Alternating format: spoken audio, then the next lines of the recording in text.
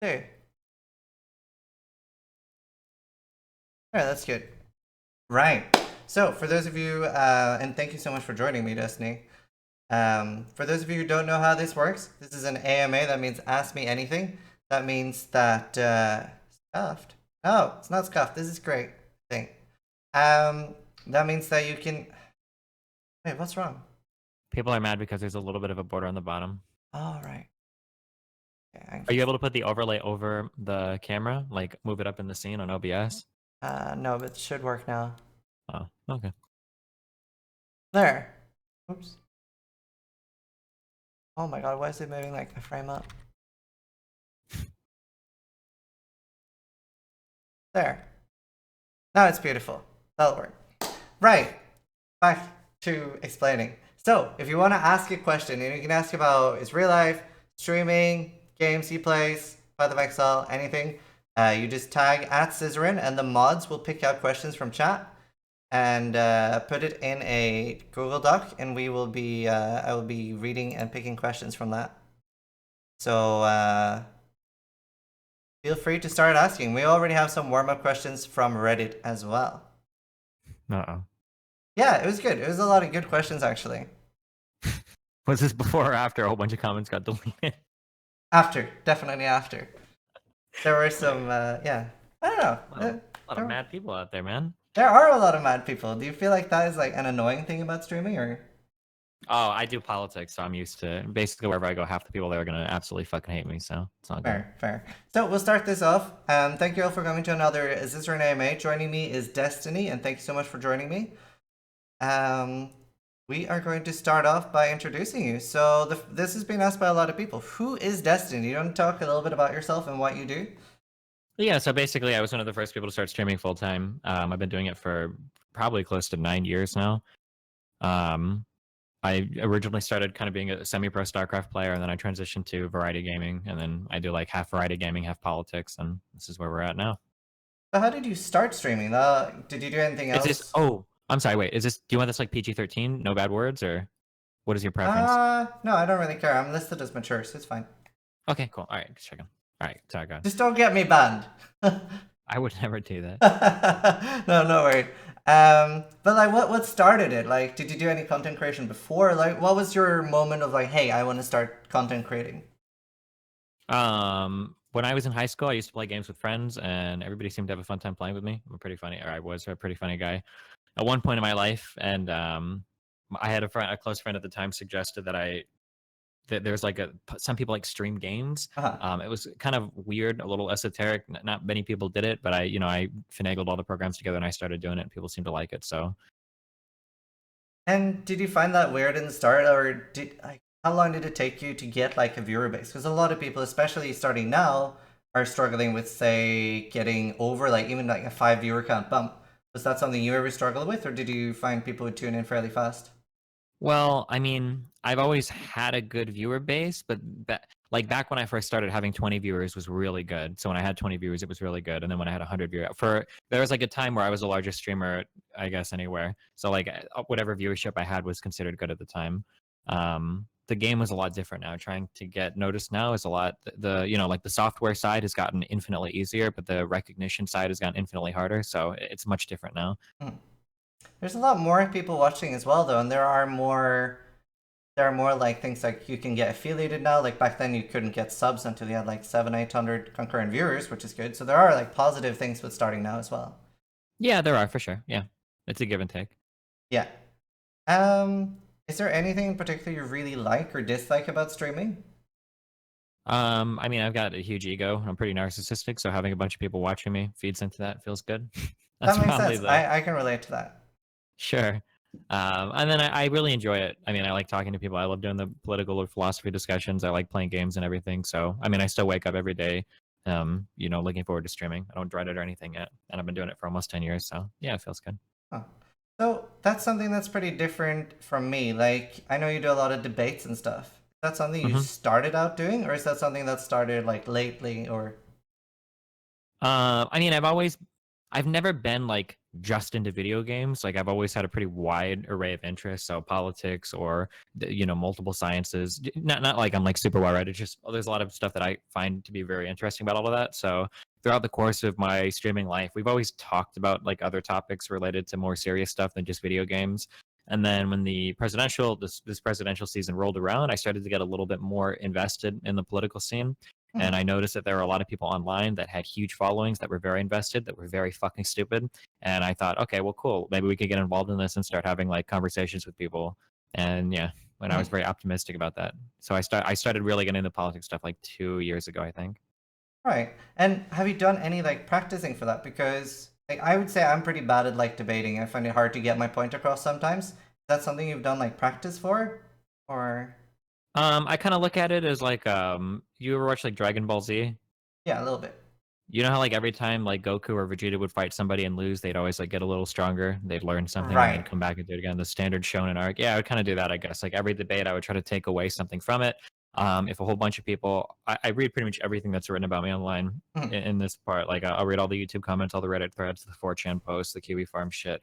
If there are certain perceptions of me or certain arguments that people feel like I'm not good at making, I'll try to reform those or do those a little bit better. And then my own fans, obviously, I have had a lot of disagreements with me in the past because I used to be very right leaning, kind of like gamer bro is how I would describe my politics a long time ago. That kind of libertarian, Dave Rubin esque person, and I've shifted quite a bit. So I get to argue with my fan base a lot too. I guess the most important part is I just try to be introspective and I try to make sure that I'm still testing all my ideas against people that disagree with me, and then I kind of Yeah. just do that as time goes on. Yeah. Yes. That's something I feel is kind of weird lately, or like the last few years. It's very much like a us versus them. Hmm. People, I feel like whenever I hear or see a discussion, it's like a lot of people aren't really willing to hear anything else than what they're saying themselves. Yeah. Which is Yeah, that's pretty common. Yeah. also something why I don't usually talk about politics or any serious topics on stream, because I Hmm. feel it's a very dividing topic and a lot of people don't want to hear it. Do you feel like there Sure. is a lot of room to talk about that on Twitch? I mean, my argument would be that it needs to be talked about. I actually take offense almost when people say it. When people say that it's like just politics, because what are just politics to some people are actually pretty important issues to other people. So, for instance, like somebody would say that like getting banned for tryhard spam is like that's just like a silly PC social justice warrior thing. But if you're black and you go to Twitch every day and every time you're watching a guy play a game and somebody steals something and people start spamming like try hard KFC in chat, it probably makes you feel kind of shitty after a while. So I mean I think that there are a lot of important discussions that could still be had in the gaming community to kind of make things a little bit better. So Yeah, for sure. hmm So we'll move on with some of the Reddit questions as well. So the next one is, or first one is by No Reason.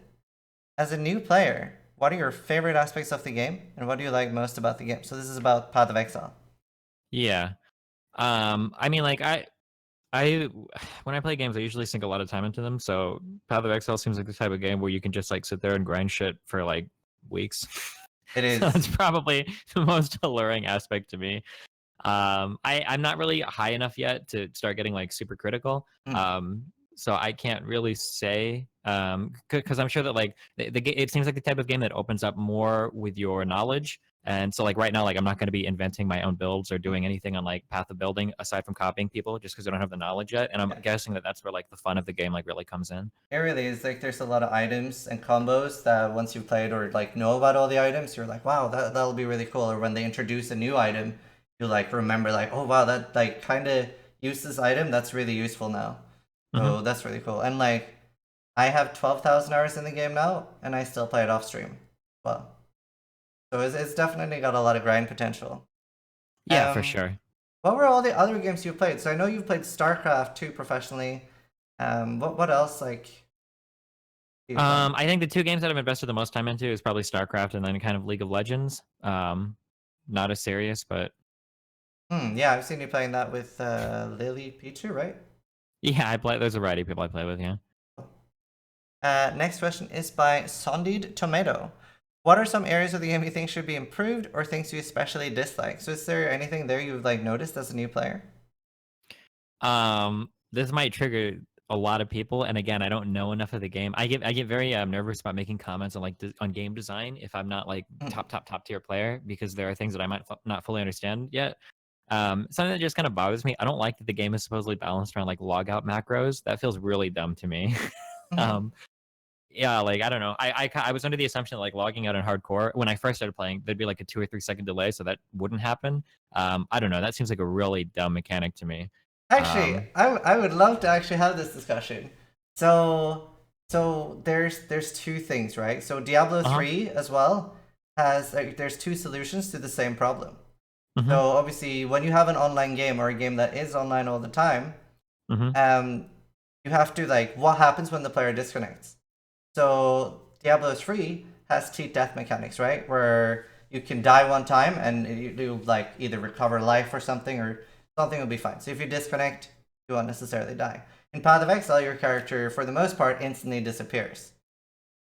So I prefer the Path of Exile way because I like to think of it more as a skill shot, more in line of something like using a life flask or using a certain like escape death hotkey. And the game is balanced around it as well. So from my point of view and the way I actually used to not have this view, but Mhm. my point of view is that it is a skill shot. It's like showing up to a math test with a calculator.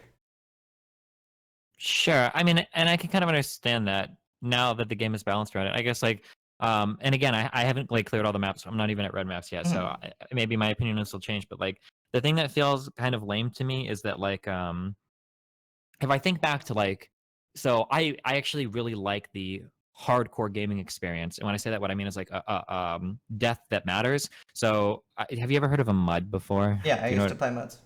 Oh, holy shit. Okay. I used to play MUDs a lot. Do you know SWR, Star Wars Reality, like those code-based type games or whatever? Or I used to play mods when I was like 12. oh, I don't okay. Yeah, remember. yeah, I was like 12 too. Okay, hey, whoa, I'm not that dated, all right? But one of the cool things about MUDs is that oftentimes in MUDs, a lot of them had permanent death. When Yeah. you died, your character was literally fucking deleted. Mhm. And you could make clones sometimes, but like it was a huge, going backwards. I also played a lot of RuneScape. When you die in RuneScape, it's a big fucking deal. You lose all your items in your inventory. Sometimes you save 3 or 4, depending on, prayers. If you're, but it's a big deal. And and I noticed this, and I used to play a lot of Daisy as well. So like when you die, it's a really big deal.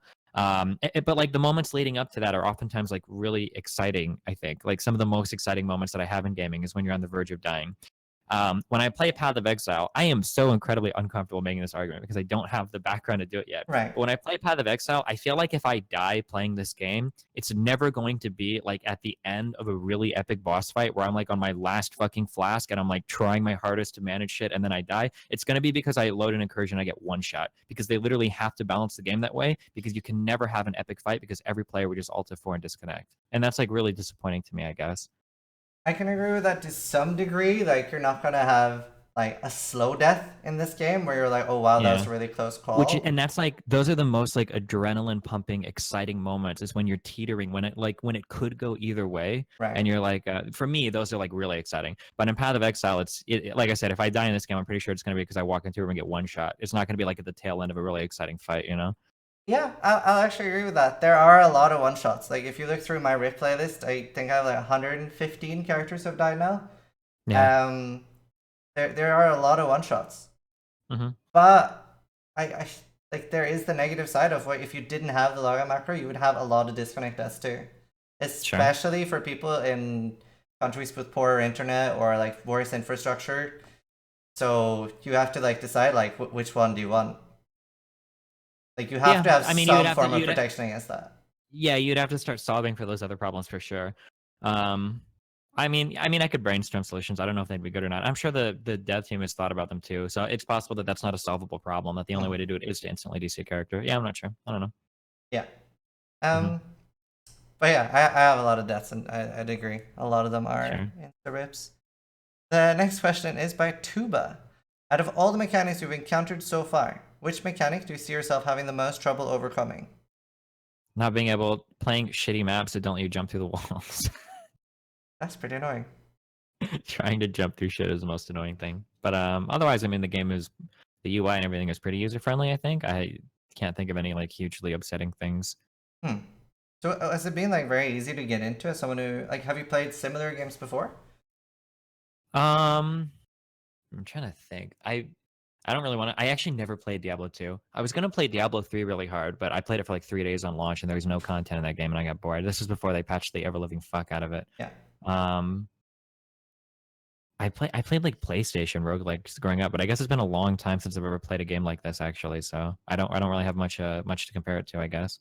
Oh, so if you're getting into it fairly easily, that's a good thing for the game because I know, especially before, people would have been complaining that it was a very hard and overwhelming game to get into. Yeah, I like my approach to things is like really dumb though, so I don't know if I'm representative. Have you ever played like Nier or like The Last of Us or any of those types of games? No. Oh, I like to do everything on hard mode. Like that's really enjoyable for me. So I don't know if like my experience is going to be necessarily representative of everyone else's. So. Hmm. Yeah, I've seen you playing a bit. hmm I think you're actually And playing then I it. also, as a streamer, I get a ton of help from chat too if I want to like Yeah, spam questions and whatnot too. So yeah. that's actually an interesting thing to bring up. So, do you like or dislike backseating? Because I know a lot of streamers will go ballistic if somebody spoils or says any backseating, whereas I would be on the other end where I would welcome backseating.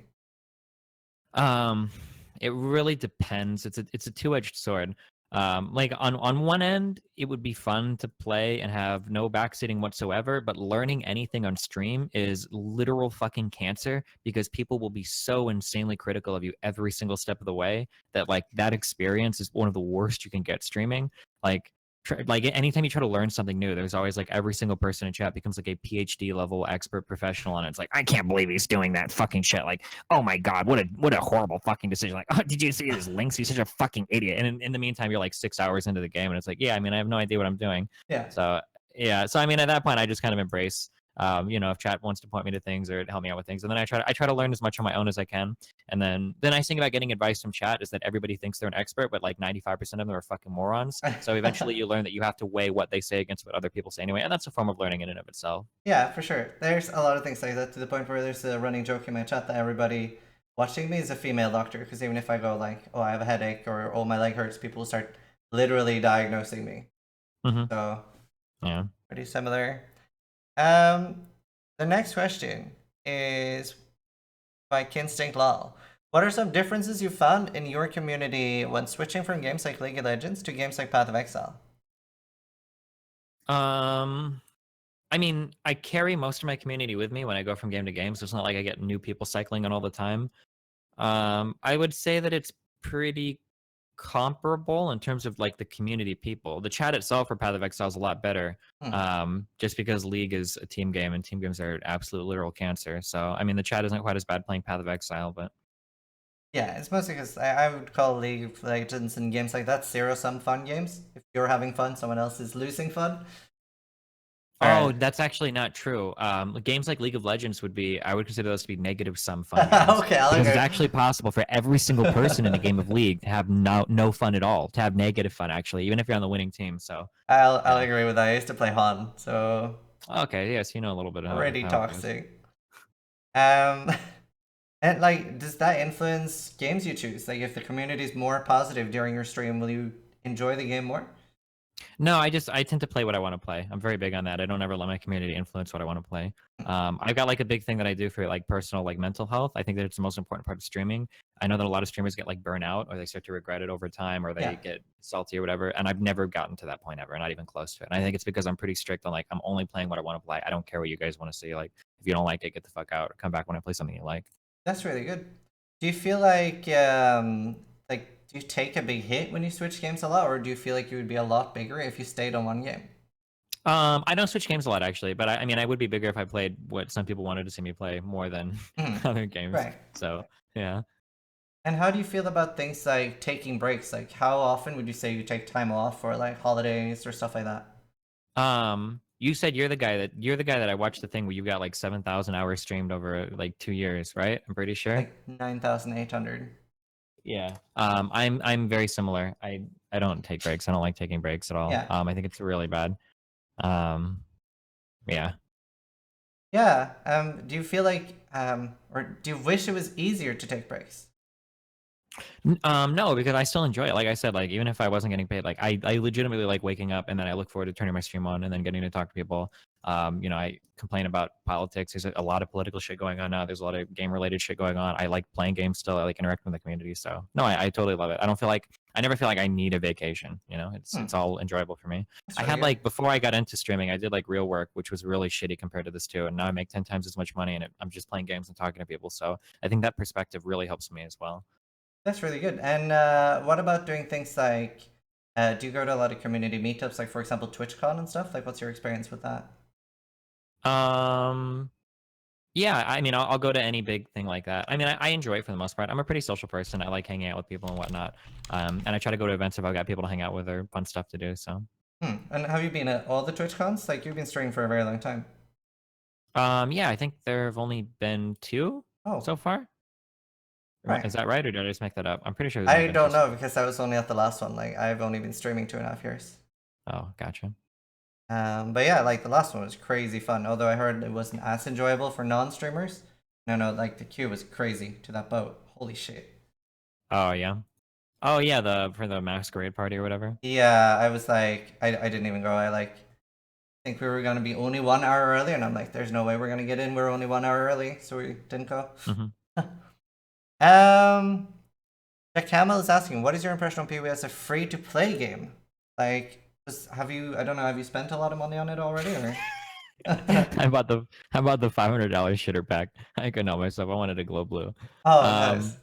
I think it's balanced really well as a free to play game. I mean, you like selling quality of life or cosmetic updates as microtransactions. I think is pretty smart. So yeah, I mean, you could technically play the game pretty far and never spend any money, but upgrading for currency tabs and whatnot is really nice. So I think their system is really good. So with the sort of things you can buy for currency or real life money in Path of Exile, would you classify that as pay to win, or what would your definition of pay to win be? No, it's not pay to win at all. I don't think so. It just makes your shit. Well, maybe you could argue it's pay to win if you're competing at the beginning of a season and like having the organization tabs actually saves you some real time. Maybe Yeah. you could argue that's pay to win, but like for 99.9999% of people, I wouldn't say it's pay to win at all. Yeah, that's fair. I mean, I would rather have like a sliding scale of 1 to 10 on pay to win. I would just say Path of Exile would be like a 1 or 2 on pay to win, and more Sure. like something that if you spend like 30-40 bucks, anything past that Mm-hmm. doesn't really matter. Whereas something like Archage or something, you'd like, oh yeah, you have $1 million, you'll have a huge advantage in the game. Yeah. Oh, someone in chat just brought something up. The sell tab is a pretty big Yeah. important thing. That's pretty cheap, but that would be definitely the because that's introducing an actual mechanic into the game is being able to trade other people, right? Hmm. Yeah. And with pay to win games, like, do you strongly dislike or not care about pay to win in games? Oh yeah, I think it's horrible. Pay to win is horrible. Oh. I play a shitty mobile game. Don't judge me on this. I've But it's heard bad that. design. Yeah, I have an addiction problem. Don't worry, I'm gonna uninstall it soon. Yeah, the last 20 minutes of like when you were late, everyone's just been like spamming Lord's Mobile in my chat. Yeah, it's a horrible fucking game. I'm sorry. Oh, I think there's more questions about that later. Rhapsody is asking, do you like the giant passive tree and do you see yourself theory crafting builds when you get more into the game? I mean, it'll depend on what it's actually like. I mean, I like the tree. When I say it'll depend on what it's like, you have games where you have quote unquote a lot of options, but only like a few actually make sense. And I'm sure Path of Exile to some extent is like that as well, where like you're not going to see somebody spec into like 5,000 in strength all over the map, and that's their build or something, right? There's probably things that kind of make sense, but I guess that'll come down to what the dev's vision is for balancing, because I imagine that from the dev side of Path of Exile, you can either very stringently balance so that there are some nodes that you absolutely fucking have to take, which will limit you, or you can be a little bit more free on how you balance things. I don't really know enough to actually, have a strong opinion on that. There are actually stat builds that will like literally want you to take, for example, several thousand int, or like other builds like lead sprinkler where you'll want several thousand strength, and there are actually builds like that. Oh, okay. But something I really like about Path of Exile, as opposed to, for example, in Diablo, it's very much like the devs will be like, okay, we're releasing like a whirlwind set, and that'll be really good this season. Like, you guys should play that. In Path of Exiles, there's been like quite a lot of times where the devs have like released unique, and they're like, oh shit, there's a new build now that we didn't realize would be there. And like, yeah, I don't know if you've seen Righteous Fire at all, but that was originally intended just to be like an aura to buff other skills. Whereas then people started like using standalone builds, and Path of Exile does something called Build of the Week, and you can hear like Chris Wilson, like the director manager or like CEO, he sounds like really surprised, like, oh wow, he's using this build as a standalone skill. This is not what we intended for this, and he sounds like really excited about that. I think that's something. That's really awesome. That's really good. I think that like the easiest dichotomy to see this type of balancing would be the difference between League of Legends and Dota. and I say this not having played much Dota, but it seems like in Dota, my perspective of it is that they try to make like a pretty cool champion or hero. They call them in Dota. They try to make a pretty cool hero, and then they release it, and then you kind of see how people play it, and you kind of have an idea of like how the hero is supposed to be played. But in League, um, they hardcore relegate specific champions to specific roles and specific play styles. Where like if they release a champion, this champion has to go to the bot lane. It has to build this way. And if you find ways that you can do it differently, the devs aren't like, oh, that's really cool that people have discovered that. The devs are like, we got to nerf the fucking shit out of this because it's not how the champion's supposed to be played. So if the Path of Exile people are open to people doing cool shit, that's really cool. I like that. Yeah, no, it's really good. And something else they do, which is really nice, is even if something's really overpowered for one league, what they'll do is they usually don't nerf, like they don't nerf or buff things mid league. They'll do bug fixes and stuff. So if something is glitched out and is like really strong because of that, they'll fix the glitch. But they don't like, for the most part, they don't intentionally nerf anything mid league. They'll be like, okay, well, you know, this is just really broken this league, and then we'll fix it for the next one. So nobody has to worry like mid league about, wow, is my really strong build gonna get nerfed because this is broken. Which is cool. That's the way the league system works is cool as well because they can make big changes between leagues without like the whole player base getting super ass pained. Not that people don't get ass pained about some changes, but yeah, you still have a couple of players, or quite a lot of players playing standard, and they get like kind of uppity when older builds get nerfed. oh sure. What do you do in standard? I don't know, man. I don't like standard. Is it just like an infinite grind to? Yeah, so like standard, there's quite a few people who like don't like losing stuff, and they'll do like extreme crafting. Like there's all the like say a unique item gets nerfed. Sometimes the existing versions won't get nerfed, and they'll be called legacy uniques. Oh. So for example, there are Combs Hearts with 1,000 life and stuff on standard. Whereas if you find one in a league, it'll always have 500. So it'll be like a lot of people. I actually collect things on standard, like sort of like trophies and stuff, like I would in World of Warcraft with like transmogs and stuff. But yeah, are these things that just come over from like your hardcore characters, or do you actually so at play the end, no, I don't play. It's at the end of every league, like it transfers over, and it like never disappears. So that's kind of cool to collect things, but I wouldn't like actively play it. Rathalos is asking, does the idea of competitive PoE in the form of ladder racing seem interesting to you at all? I don't know enough. I mean, I would argue, yeah, anything like that is competitive to me. I'm just not sure how RNG it is. If like certain map rolls or certain shrine rolls or certain drops, yeah, I don't know. When people, when I play next season, I think I'm gonna play that SSF. That seems way more enjoyable than the trade stuff. I think it lasts a lot longer. Yeah. Yeah. So with racing, like there is RNG, but you'll usually have like you actually have some races where it's like fixed seed, so not with items and stuff, but like the map will be the same for everyone. So sometimes in normal races, you'd have that someone would get a really short layout in a long zone, and somebody else would get a really long layout, and that would piss some people off. But yeah, there is RNG with items, but you generally have like the best players it would be like the same people for the most part. Gotcha. Is it when you say same seed? Is this set up by like the devs or? Yeah, so they used to have race seasons where it would be the way it worked in Path of Exile is it would be they last for like 1 month, and you could like participate in races that would be going like around the clock. So like everyone from different time zones could attend. You would get points, and there would be different rewards, and that would be like there would be like uniques that are already in the game, but they would look different, so they would have like a different skin that you could collect. Okay. And it would be rewards of like 100 points, 250, 500, 750, and then 1,000. And very few people would have like 1,000. Gotcha. You would also have a separate reward, which is each individual race. You would have the first person of each class would get a demigod, which is sort of like another trophy thing. And then they would like generally start selling those. They've actually sort of stopped doing that because when they start having a race season, a lot of people would quit playing. And obviously it's like pretty hard to monetize something like that because there's no reason for people to buy skin transfers. There's no reason for people to buy dash tabs. So I've been trying to suggest they should do something like Dota Compendium or like the Fortnight like Battle Pass stuff so people can like earn or win MTX while playing the races.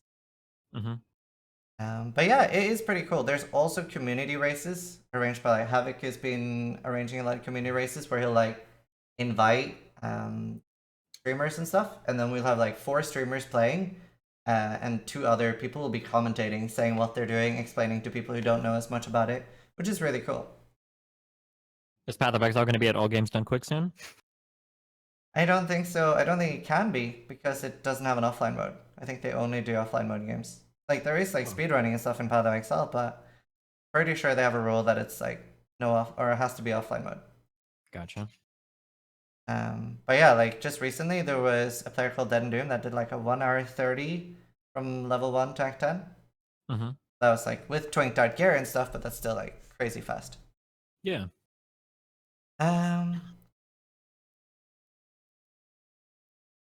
Let's see. Next question is by DistQ. Have you won any debates in global chat yet? No, I don't talk to people in global chat. That's good. It's pretty toxic. Noobscope. No, it's fun. I miss global chats, dude. Oh, dude, horrible. Noobscope Pro is asking, have you considered playing Path of Exile for a longer duration? And if no, why not? I mean, I probably will. I mean, once you start, it seems like you did the very least want to play at the beginning of every league, right? Mhm. It seems like it'd be really entertaining. Yeah, I don't know. It's hard to say. Like I said, once I start doing like all the red maps and I, max the character out and start seeing what all the other builds are, I'll probably have a better idea of that, right? Yeah, for sure. It's very addicting to play every league start. Especially if you're playing on any of the hardcore modes. My favorite thing about the start would be you get to see like people die in top 50. You'll be like, oh fuck, he died, or like, yes, he died if it's someone you don't like. That's always great. Noobsco Pro has the second question. Considering your legendary banter with Lily Pichu has been lasting for years, who would you say has the most points so far? I don't know. I mean, I would always just say I do because I favor myself. But... OOS PoE is asking, when will PoE replace League of Legends as your main game to grind? I don't know. I'm not sure. It's kind of like my side game right now. So if I dodge a game in League, I can just load up Path of Exile and grind a couple maps or something. How much do you play League? Like, are you really high ranked or? Compared to the average person, yeah. But I mean, compared to really good people, no. I guess I'm like in the top 0.5% of players or whatever. So I mean, it's good to a normie, but not to like a really good person, I guess. Yeah, fair. I don't know what the Path of Exile equivalent would be. Yeah, I actually don't. I play League of Legends like not a lot, but yeah. I usually prefer to Dota, but I also hate the fucking turn rate. So sure, interesting. You would play Dota then. Yeah. Were there turn rates in Han? No, I loved Han. Han was the perfect game, and then they ruined it by pay to win and shit. Gotcha. So yeah, that made me sad. Dusty is asking, or Lol Dusty is asking, why? No, that guy's a troll. Fuck him. Move on. No, he's one of my favorite viewers. Lol Dusty is a viewer of yours? Up for like a year plus, like 18 months. He's a loser. Go back. I know him. He's trying to troll me. He's asking why I'm shit at League. Tell him to fucking knife in a video game. Never mind. Are you sure? It's a great question. It's not a great question. Just keep going. Okay. Oh man, I have an eye. Okay. Tree Mount is asking, would you say it's better to be an outstanding gamer by, for example, sinking the most of your time into gaming, or is it better to be an average person that focuses more on real life outside of video games? I mean, that's like a really personal life philosophy question. Yep. I mean, some people would argue that there's a saying, it's like time wasted that's enjoyed isn't time wasted. Have you ever heard this before? Yeah. But like, as long as you're having fun and you're not like destroying your life, I mean, like if you're playing games and you're starting to like miss work or like your kid is dying at school or something, then obviously that's a huge negative. But if you're enjoying what you're doing with your life, I don't know. Depends on what your goals for success are, I guess. Yeah, it's very true. And you have a kid, right? Do you find that hard to balance with streaming? Yeah, I mean, streaming is a lot of fucking time, so yeah, it definitely is. And does he like watch streams on YouTube and stuff, or? Yeah, he does some of the YouTube stuff, but he's a lot younger, so he's into like Dan TDM and stuff. If I try to show him my stuff, he just turns it off because he gets boring. He wants to watch like Roblox and Minecraft and shit. That's fair.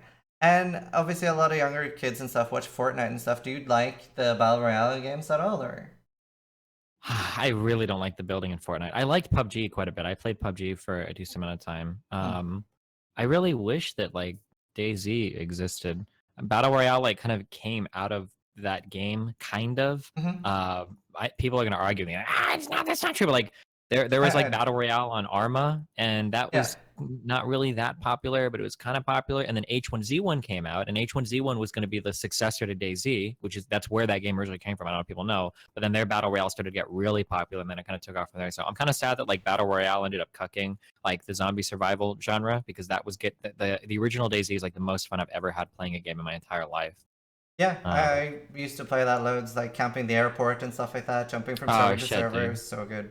Yeah, that game was so much fun. I worry that like I'll never have another gaming experience that was that's like that. I'm worried that I'll never get that again in my life. That was so much fun. It was so great with like setting up camps and stuff on a certain server, and like you would know where your camp is, and you would meet up. I remember we were just like chilling around in our camp. Suddenly we hear sniper shots. It was like amazing experiences. Really, really entertaining game. Yeah. The hacking was pretty dumb. I setting up Yeah, camps would be like a lot of fun, but like as soon as you log off like 30 minutes later, some piece of shit is gonna stroll by and take everything. But I actually don't think I ever encountered anyone hacking. I got pretty lucky with really? that. Yeah, What what DayZ did you play? Do you know? I can't remember. Oh, I played I think it was called Day Zero was the mod of the mod that I played. That's really crazy. You never ran into any hackers. Yeah. I played there were so many fucking hackers in that game. Oh my god. Yeah, no, like maybe I just got lucky with servers, but I played it a lot too. I remember me and one of the dudes that got me into streaming, which is a good friend of mine. Hmm. We would like practice doing all the range finding stuff. So like one of us would like be spotting with a rangefinder, and the other would sit there with a sniper rifle. Yeah. And I remember this one time got like a crazy shot from like 400 meters more than max range, and like stuff like that you really remember. Yeah, get landing in the Arma engine, landing those really long when you learn how to use like the mill dots and shit on your Yeah, scope, landing those really long distance shots are the most satisfying things in the world. Especially when you start up like that northeast airfield, when you get up into those areas, going those really long distance shots is fucking yeah. amazing. Something else I really enjoyed as well was like the realistic map reading that you like didn't appear on your map and you had to be like, shit. Especially when you were Yeah. new and didn't know the map, like where am I? And it's okay. Navigating Yeah. would be real hard. You'd find the river on the map and you'd follow it for a while, and then you'd run into something you're like, wait, this shouldn't be here. I have no fucking idea where I'm at. Yeah. And in the start when I would be playing, like my friend would go like, go east. And I'm like, where the fuck is east? And he's like, well, you know how the sun works? And I'm like, no, I Yeah. don't. Please teach me. So that was pretty cool. Learning stuff like Oh that. shit. Did you ever get to this meme? I don't know if this was if I'm the only person who experienced this. If you would load up any fucking server, if you went into a server and there was just one person there would always be a person. If you went to one of the castles, he would always be in there with an SKS. Literally every fucking server ever. If I ever found a castle and I wandered in it, there would always be one fucking guy in the castle with an SKS. Even if it was only one other person on the server. It was the dumbest shit in the universe. Did you ever No, experience this? no, didn't have No. that. Okay, never mind. But Were you able to like did you ever put together like choppers and shit with your friends or? yeah, we had chopper like a few times. Like, I think we had 3 choppers. I know we Oh didn't get that shit. many. It was pretty hard. I felt, but something I thought was really annoying, which I ended up doing too, because I got super triggered when people were doing it. If someone Mm-hmm. was like sniping in Cherno or something, I would log on another server when there was no one, go up the building, and people did this to me Oh all the time, and no. log on behind them because like that And kept then happening Zizaran to. back. Ah, you're the worst kind of No, person. because that kept Oh my happening to me god. so much. It kept happening to me so much. I would get like super triggered, and after a while, I just gave up. So I started doing it back. Oh yeah, people just log in behind you. That was so shit. I hated Although it. they changed that quite a bit because eventually they made it so that like when you logged out, I think you were there for like 2 minutes or something, weren't you? It was something like really dumb Yeah. after a while. But Like, cause I damn. would always be sniping. I loved sniping, so I would climb up the mountains and stuff, and suddenly people started logging on behind me, and I was like, how the fuck does this work? And like, it happened so many times that I became what I hated. Yeah. Um, no, I wasn't hacking. What? Next question is by Bibba Baba. What could the developers of Eve do to make players take more risks and not just sit on their resources? I don't know, dude. I would have to think about that a lot. Yeah. So Somebody said you played Eve a lot or yes, I used to play Eve like really well. You don't really play Eve. Eve's a you live lifestyle. Eve? Yeah. Yeah. I did it for Um. like I think a year and a half. Oh wow. Yeah, I played from 2012 to 2016 or something, or Okay. 2008 to 2000. I can't What remember. coalition were you a part of? So I was the CEO of Shade. We were in Cry Havoc. Was that like goon shit? No, I fucking killed loads of goons, dude. We would Were play you a lot in? with Pandemic Legion. Oh, that's even worse. Nah, dude, like Titan dropping people is great. And we would Ah, you're one of those guys. Oh, I'd be Ah. Titan dropping people left, right, and center, dude. And at least we Oh my would god, look at use all our these guys in their ships. 2-2 cruisers. Let's go drop 50 Archons. Yeah, Fun content, guys, right? Oh my god, isn't this so awesome? Oh, it's we great. got Here. Look at these 20 kill mails I got on. Oh my god, dude, we totally wrecked those guys in their tier 2 cruisers with our Well, fucking yeah, like max links. they should just get good. At least we were fighting people. So many people just sit on their ass or sit in stations. At least we were going out Yeah, and but you hot said at least you're dropping. fighting, but PL never fights people. They only drop into fights when they have Yeah, like overwhelming fucking forces. So it's like, yeah. so if PL shows up, the fight's already fucking over because they're Oh yeah, never for risking sure. anything. There's not a single risk taken in that game. Oh man, I get triggered talking about that game. Well, yeah, no, I'll agree. I definitely agree that PL would do that, but we weren't Yeah, PL. We were just that would be like more like the block we would be leaning towards. It was like sure. Goon Swarm, Northern Coalition, and then it would be PL. So I would be playing around the time when like Bob was big, Sure. and Bob would like be starting to dissolve. There was so much like cool drama with like. Did you play back then or? I played after like after BTAC R, I think. I was in Hmm. after that, so Right. There's so much yeah. fun drama back then with like Mercenary Coalition and a lot of cool things like that. Yeah. And did you do a lot of like crafting and stuff in the game? In Eve? Hmm. You could craft in that game? Wait, what do you Like mean? industry. Oh fuck no. No way. Okay. You like Pocos and shit? Or like planetary interaction, PI? No, actually, I quit before PI came in. I kept. Oh. I think it was maybe starting to come in when I quit. I think like the thing that like ruined Eve for me was when it was what we call the nano nerf when like fast ships got nerfed loads. Mm-hmm. I was like, I don't know. I would spend like 2 to 5 billion ISK on like a crow and like just get it like really fucking fast, deck it out, snake implants, everything, and then they nerfed all that shit. That made me Damn. sad. Yeah. Because I feel like if you spend like shit tons of currency on something or you invest really hard into something, you should be able to shit on people that don't. But then if someone is like using something on a budget, they're not losing much. But if I lost one of my ships, that would be like 5 months Yeah, of work or upgrading to like something. slaves, there are like marginal advantages to Yeah. having like full sets, but it wasn't that much. But like if I die, it's like a couple million ISK. What was an interceptor? Like 5 million, right? It was like Yeah. really fucking cheap. But if you die and get potted, you're losing like Yeah. potentially billions for like a very small advantage in a fight. You know, like yeah. Yeah, exactly. So that would be especially what my corporation would do. It would be like very elitist and like very few people. And I was a lot younger back then too, so I love that shit.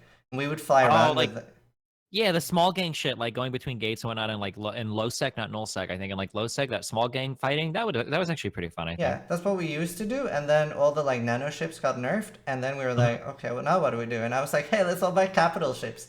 So I like invested and bought a Titan and a mothership, and then like I think we had like we actually had a really small corporation. We had like 130 active people or Mhm. something, but we had like 6 Titans. Sure, damn. So like, dude, it was so fun.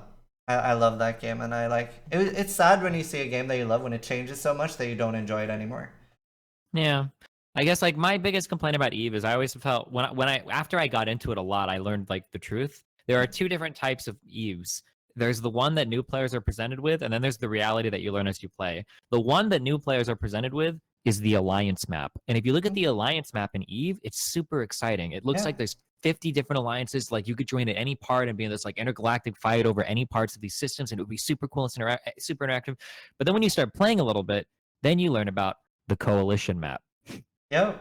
So there's And then only you 3 or realize 4. that fucking nothing happens in this game. That there is no fight over Sov, really, except for shit Sov that nobody wants. That like Mhm. maybe Hero fights over, like the little brave shitters or whatever. Like, and then it's like, yeah, I don't know. That got really disappointing to me. Where it's like, oh, so actually, like 60% of the systems in this game are owned by the same coalition that never Yeah. ever fight each other. Like, And that's like that's part of the thing that killed the game because it used to be very different, where it would be like, well, there would still be like coalitions and stuff, but not as Mhm. much. I feel like the Northern Coalition was like the first like gigantic block that likes to, I don't know. Sure. And then like when you get like NC.PL and then like Yeah. the CFC are all blued to each other, or not blued, but like non-aggression pact, it's like, okay, whatever. Yeah. That's why I got really salty, I guess, against like the against like PL people like dropping. It's like, well, you guys want content so much, like like I said, when I play games, I like to play for the challenge. Like losing Yeah. shit and being scared of losing shit is so fucking exciting to me. Yeah. Like that's like the most fun for me. Like being out in a deck pot in that game doing small gang shit was really exciting. Like hot dropping a bunch of fucking noobs and like shitty tier 2 cruisers with like carriers like Hmm. archons, like this isn't fun for me. Like what am I trying to do? Like lock as many people as possible so I can get them some kill mills? Like I don't know, it's just not. So seeing people that were like so starved for content but too scared to actually fight the people that they were all like coalitioned with Yeah. is Do you know if the alliance or corporation triumvirate? no, which one? Triumvirate? Like they were like I 2008, feel like 2000. They were doing loads of cool shit. Like they would do lots of mhm. small gang stuff, but they would also do like really cool tactical stuff. I remember one like kind of iconic thing they did was pop a fake Sino, and for those of you who don't know, Sino is like big ships back then could only go in through sinusoidal fields. So what the end? I can't remember who they killed with this, but basically they did a fake Sino and had their normal battleship fleet there. But those battleship fleets, that entire battleship fleet, only had smart bombs. So the enemy warped to the Sino with their entire fleet, and Triumvirate Oh, smart bombed like I think Triumvirate had like 50 to 100 people, and they smart bombed like 400. yeah. This reminds me of like what Rooks and Kings do. Yeah, Rooks and Kings did that too. I Hmm. think Triumvirate did it first. But yeah, Rooks and Yeah, Kings are it's really possible. cool. We would fight with them a lot. They would be Hmm. very similar to Cry Havoc with doing like a lot of hot drops and stuff like that. And pretty challenging fights. Sure. Um, but yeah, it's pretty cool that you played Eve as well.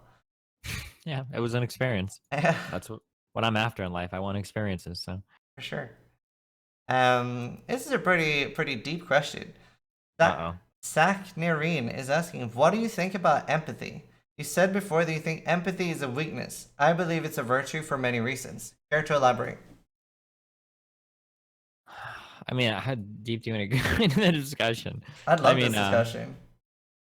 um, I guess like when I'm the big problem that I get into is that if we're having discussions on like ethics or philosophy, people will oftentimes try to use will try to use intuition to figure out what's right or wrong, and I kind of tie intuition into kind of like empathy. Sometimes it can kind of be a semantics game based on how you define it, but like when you get into intuition, you run into a lot of bad problems where you can intuitively come to a lot of bad moral conclusions that if you were using a more reasonable thought process, you wouldn't get to.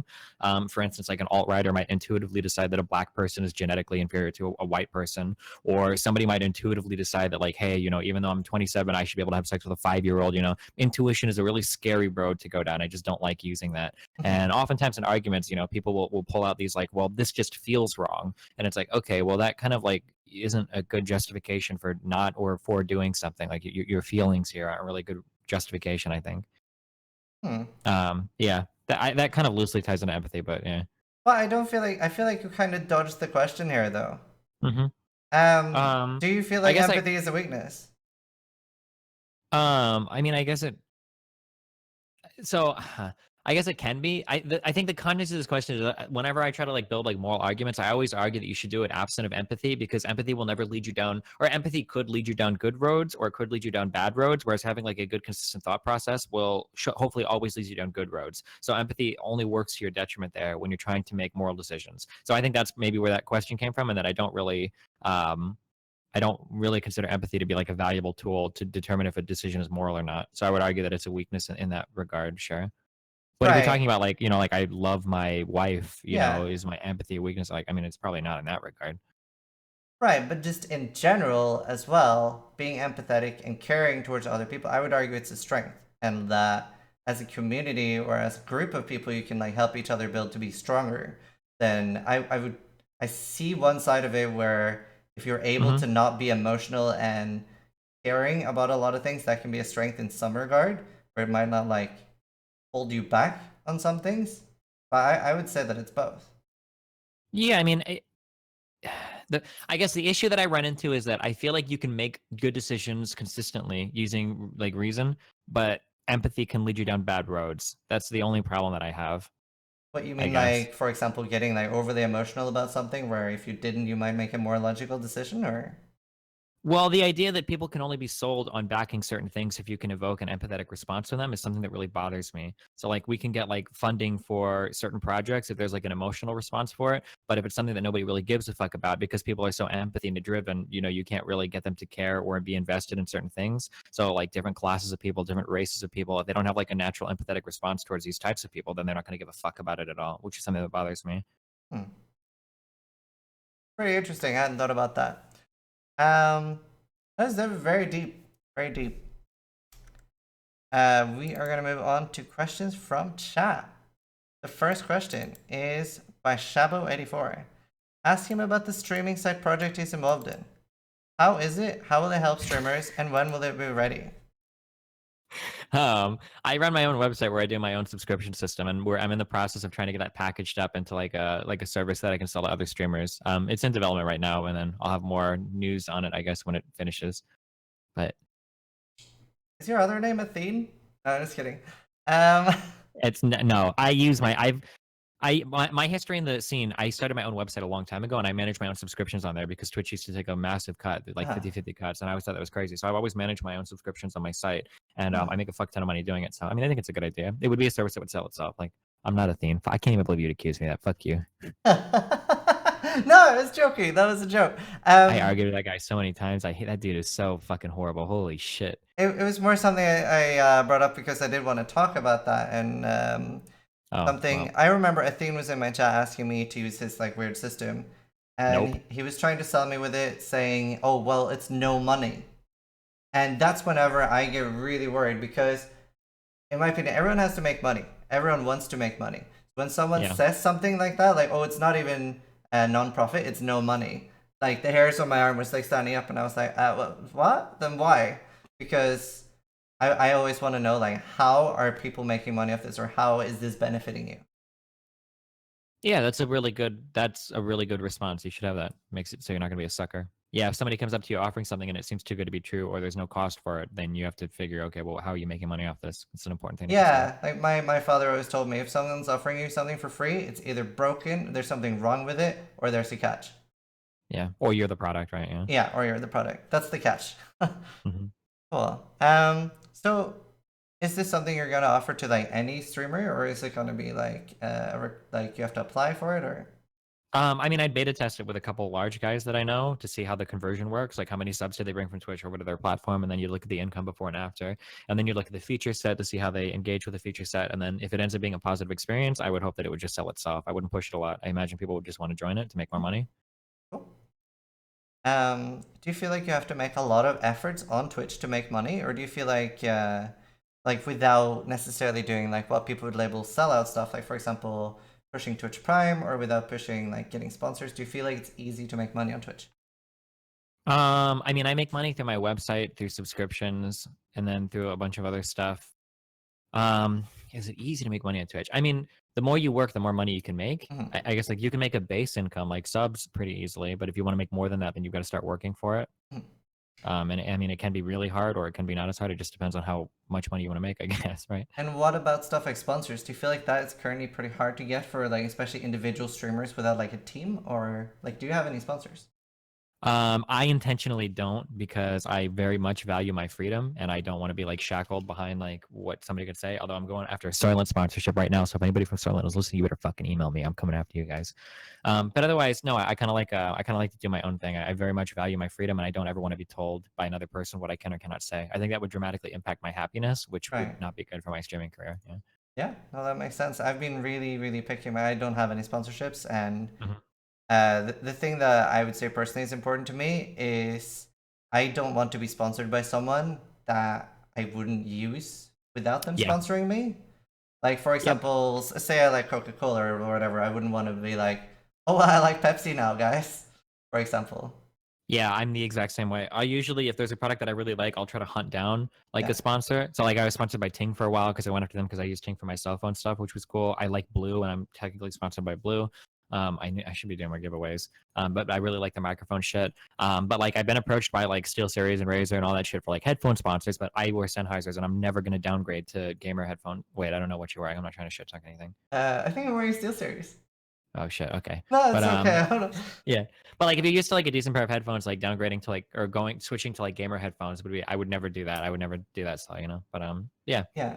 I totally agree. I would only take this is why I'm really excited because I know Starlink sponsors people and I like that product. So like if I can find a product that I like that I can promote, that would be really cool.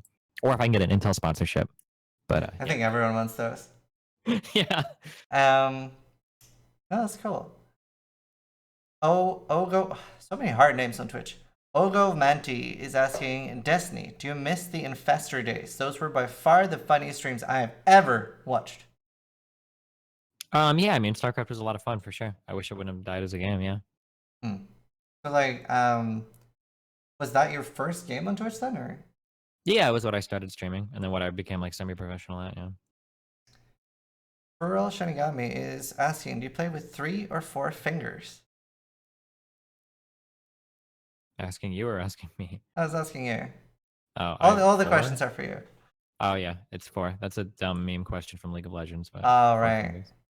fingers. A real quad damage is asking, what does Destiny think about dubbing? That's quite the meme, my dude. I hate it. I hate dubbing. So annoying. It's weird. I don't like it. Yeah, my kid does it. Actually, this is I should ask this early. This is the most important question that I ask everyone that's on the AMAs. Oh, This is really important. How do you feel about pineapple on pizza? I'm not a big fan of it. Oh, good answer. Good answer. Okay. Uncretin is asking, what builds has Destiny been playing so far in Incursion? I'm a Thunder Boy. Have you tried anything else Juggernaut. yet? Not yet. The way that I approach games, I usually like to pick one thing and like grind the fuck out of it until I know it like better than I know myself, and then I'll switch to other things. So Is there I'll any probably be doing. skills you've seen that you really want to try besides Thunder? So like I play games in a much different way. I understand. I'm sorry. This sounds really dumb, but like the enjoyment for me in a game becomes getting like better and better and better. So like I would never say anything like, "Oh wow, that looks like so much fun. I want to try that." It's more just like, "Okay, I'm going to switch to this because this is really good and then I'm going to become as good as I can at it." Like that's the enjoyment for me. It's not like the game itself isn't fun. It's like the grind and the progressive improvement is fun for me, if that makes sense. So, Very, very much relate to that. So yeah, okay. I would Yeah. do the same thing.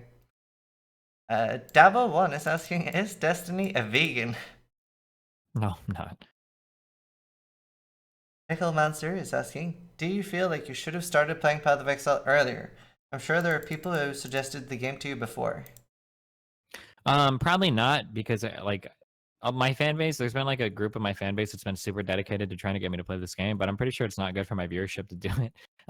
Because it'll be like the kind of game where like watching me learn it is really interesting, but watching me grind maps for like weeks on end is probably not going to be fun.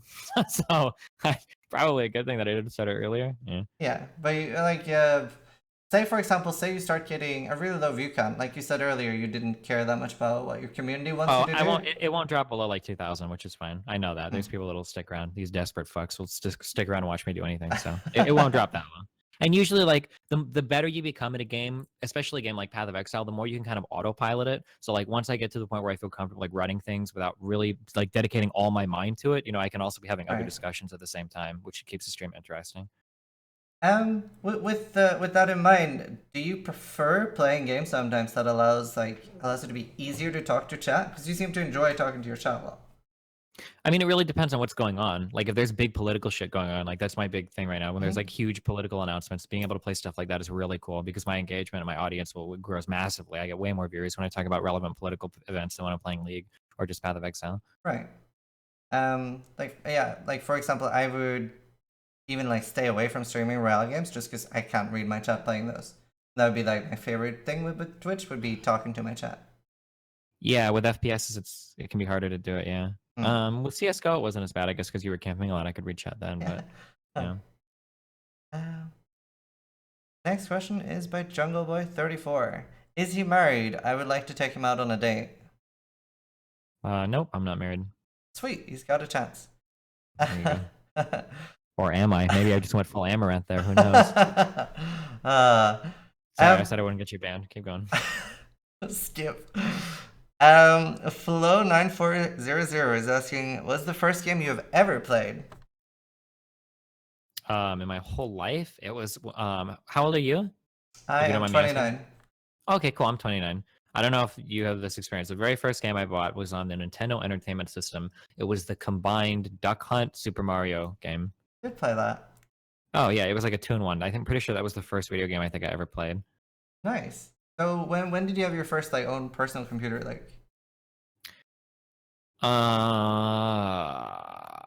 Maybe when I was 16 hmm. or 17, I think. Oh wow. No, 16 or 15, I think. Yeah. I had my own PC when I was 7, so I've been like Oh, addicted for a long time. damn, there you go. We had like a family computer growing up, and I used Right. it more than anybody else. But yeah, it wasn't technically my computer. Do you ever play like games like Day of the Tentacle or Seven Max Hit the Road, stuff like that? No, I don't know what those are. What kind of games are They're they? like click and point adventure games where you like pick up items, combine them, solve the Oh, story. um, is Myst one of those games? Sort of. I'd say it's slightly different. I've played games where like you like it like it's I don't think you actually have a character. It's like a room loads and you gotta like click and interact with shit, and then Oh, you go to the next room like yeah, that. But that was a long time ago. I don't remember any of those. right. I'm Yeah. surprised you didn't play more like, especially being the same age. I'm surprised you didn't play more like Diablo and stuff. Yeah, I didn't. I guess I got into StarCraft and that became kind of like my main game. And then I played like a lot of RuneScape and a lot of MUDs. Hmm. Yeah. I did a lot of mudding up until I was probably 20, I think. Oh, oh, I never got like that into them. I remember when I used to like you're in the UK, so wait, you're British, right? I'm Or from English? Norway, but I live in the UK. Oh, you're from Norway. Does Toonami, does that mean anything to you? Uh, Okay. In the United States, we had this like cartoon channel called Cartoon Network, and there was a section on it called Toonami that where they first started bringing over animes to show in the US. And I would come home from school and I'd watch like Gundam Wing and shit would be what's on TV.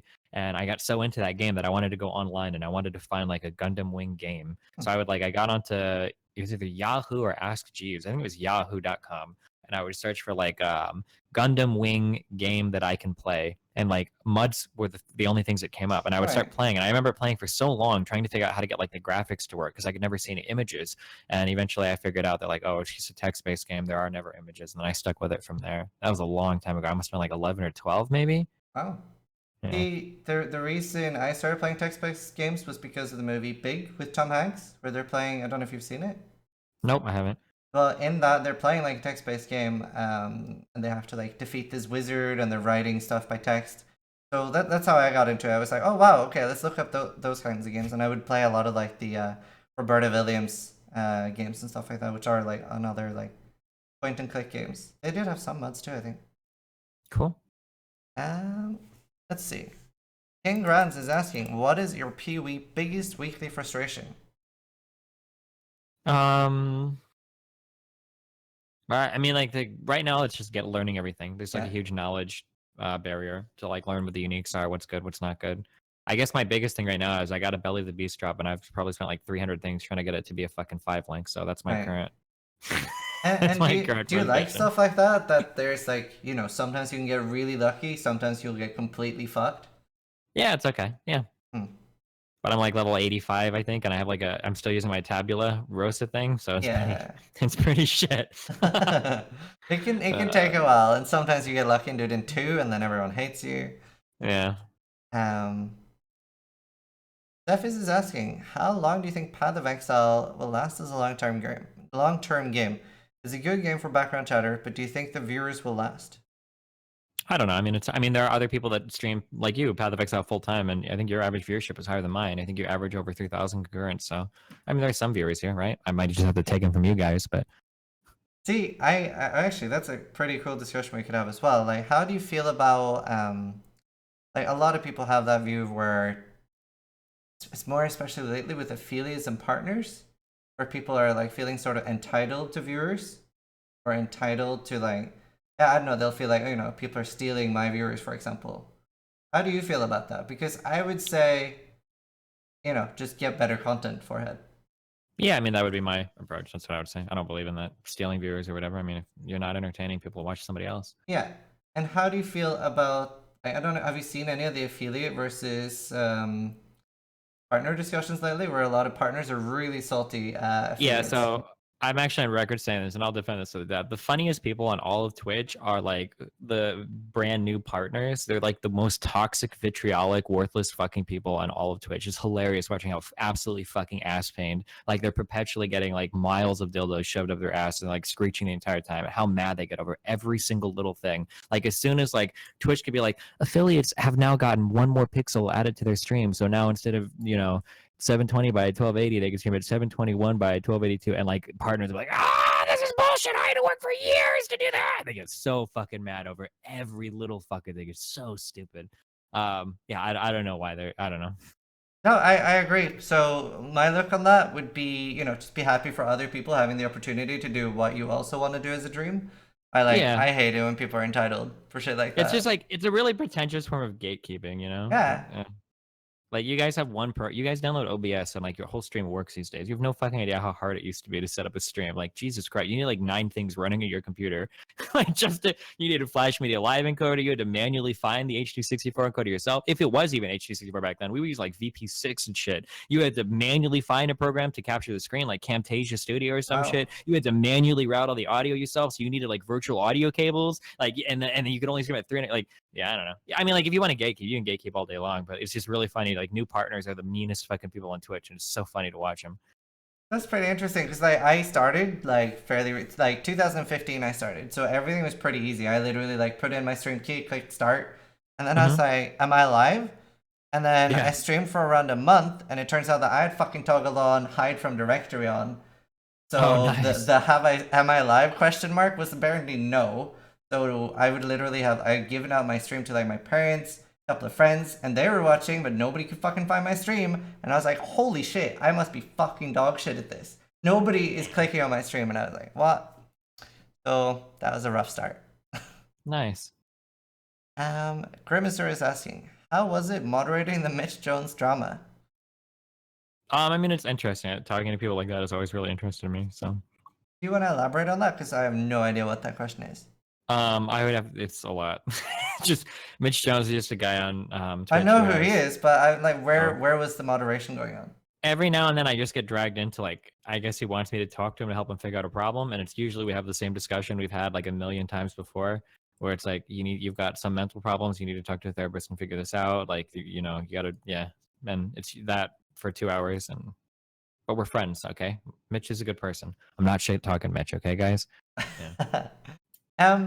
Do you ever feel like a lot of the Reddit live stream stuff fails is scripted to get on there for more publicity? No, I don't think so. If that ever does happen, it's very, very, very rare, I think. Hmm. And how do you feel Well, like, about?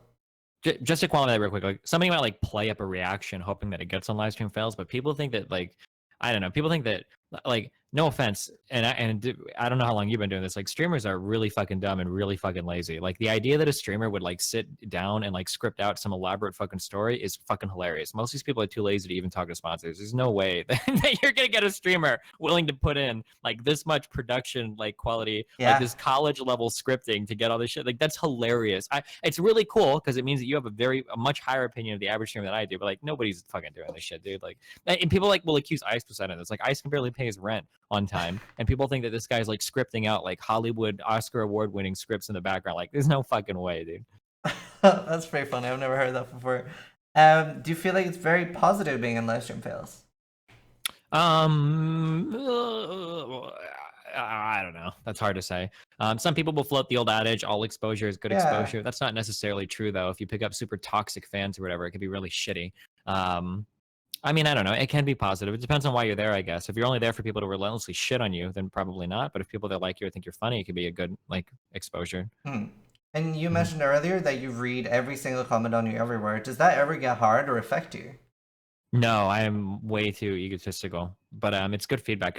I just like to know what people think about me. I just like to know what impression I give off to people. I think that's a really important thing to understand. Hmm. But no, it doesn't usually bother me or whatever. Unless Right. people are talking shit about League, then I bring out that fucking Van Hammer right there. And you feel like you have to like I don't know what your community is like. Do you feel like you have to ban a lot of people in your stream or? I'm pretty liberal with my banning. I'll just throw out bans left and right, especially on subs. Nothing makes me happier than banning a sub that thinks he's not going to get banned because he's a sub. Oh, that feels so good. But I'll unban people like really easily. Usually, if you send me an email and you're like, hey, like you banned me during league because you were just being a salty piece of shit, I'm like, oh yeah, sure, I'll unban you, no problem. Like I usually unban people pretty easy. Cool. I unban everyone every new year, but I usually do like 2 or 3 Yeah. permabans a year. I just did that. The beginning of this year. My main mod quit because he was so mad that I did it. But yeah, usually the beginning of the year I'll like do a mass unban or whatever. Just like okay, try again. Yeah. Good luck. How do you feel about the current like DMCA thing? I Speaking mean, about everybody bans. just we all just kind of like live in the dark all the time. Who knows what's allowed? Who knows what's not allowed? It's yeah. Yeah, were you surprised? And did you do anything as a reaction? Like for example, I deleted all my bots. No, I don't really care. I mean, if you get dinged with something like that, I imagine it's probably not going to be a permaban, so it's whatever. Yeah, that makes sense. And then a lot of the music I listen to isn't like necessarily like super mainstream, so Uh-huh. hopefully the label stuff doesn't catch me. But Yeah, that makes sense. I think it was just that one song. It's a bit. Mhm. But yeah, I was going out, so my mods were like, "What do we do?" And I was like, burn it all." Sure, yeah. Um, right. Blader is asking, "Do you play piano? If so, how long have you been playing?" I kind of sort of learned in college, and I know a lot of theory because I wanted to be a composition minor. But I'm not like a good piano player by any stretch of the imagination. Hmm. Do you play any other instruments or? I went to college for saxophone. That was my main instrument. Oh. The Great Cuckster is asking, "What is your favorite mythical race?" Elves? I don't fucking know. I don't have a Oh, strong opinion. I see. Never mind. Um, What? it's probably a no, Oh, Joe. never mind. Yeah, never mind. Yeah, all right. I'm sorry. I should have caught that. Yikes. Ah, ah. I'll blame Nilky for that one. Viper Shark Lol is asking, in retrospect, would you have handled the XJ9 situation any differently? No, I thought it was an interesting conversation. I enjoyed it. What's the XJ9 conversation?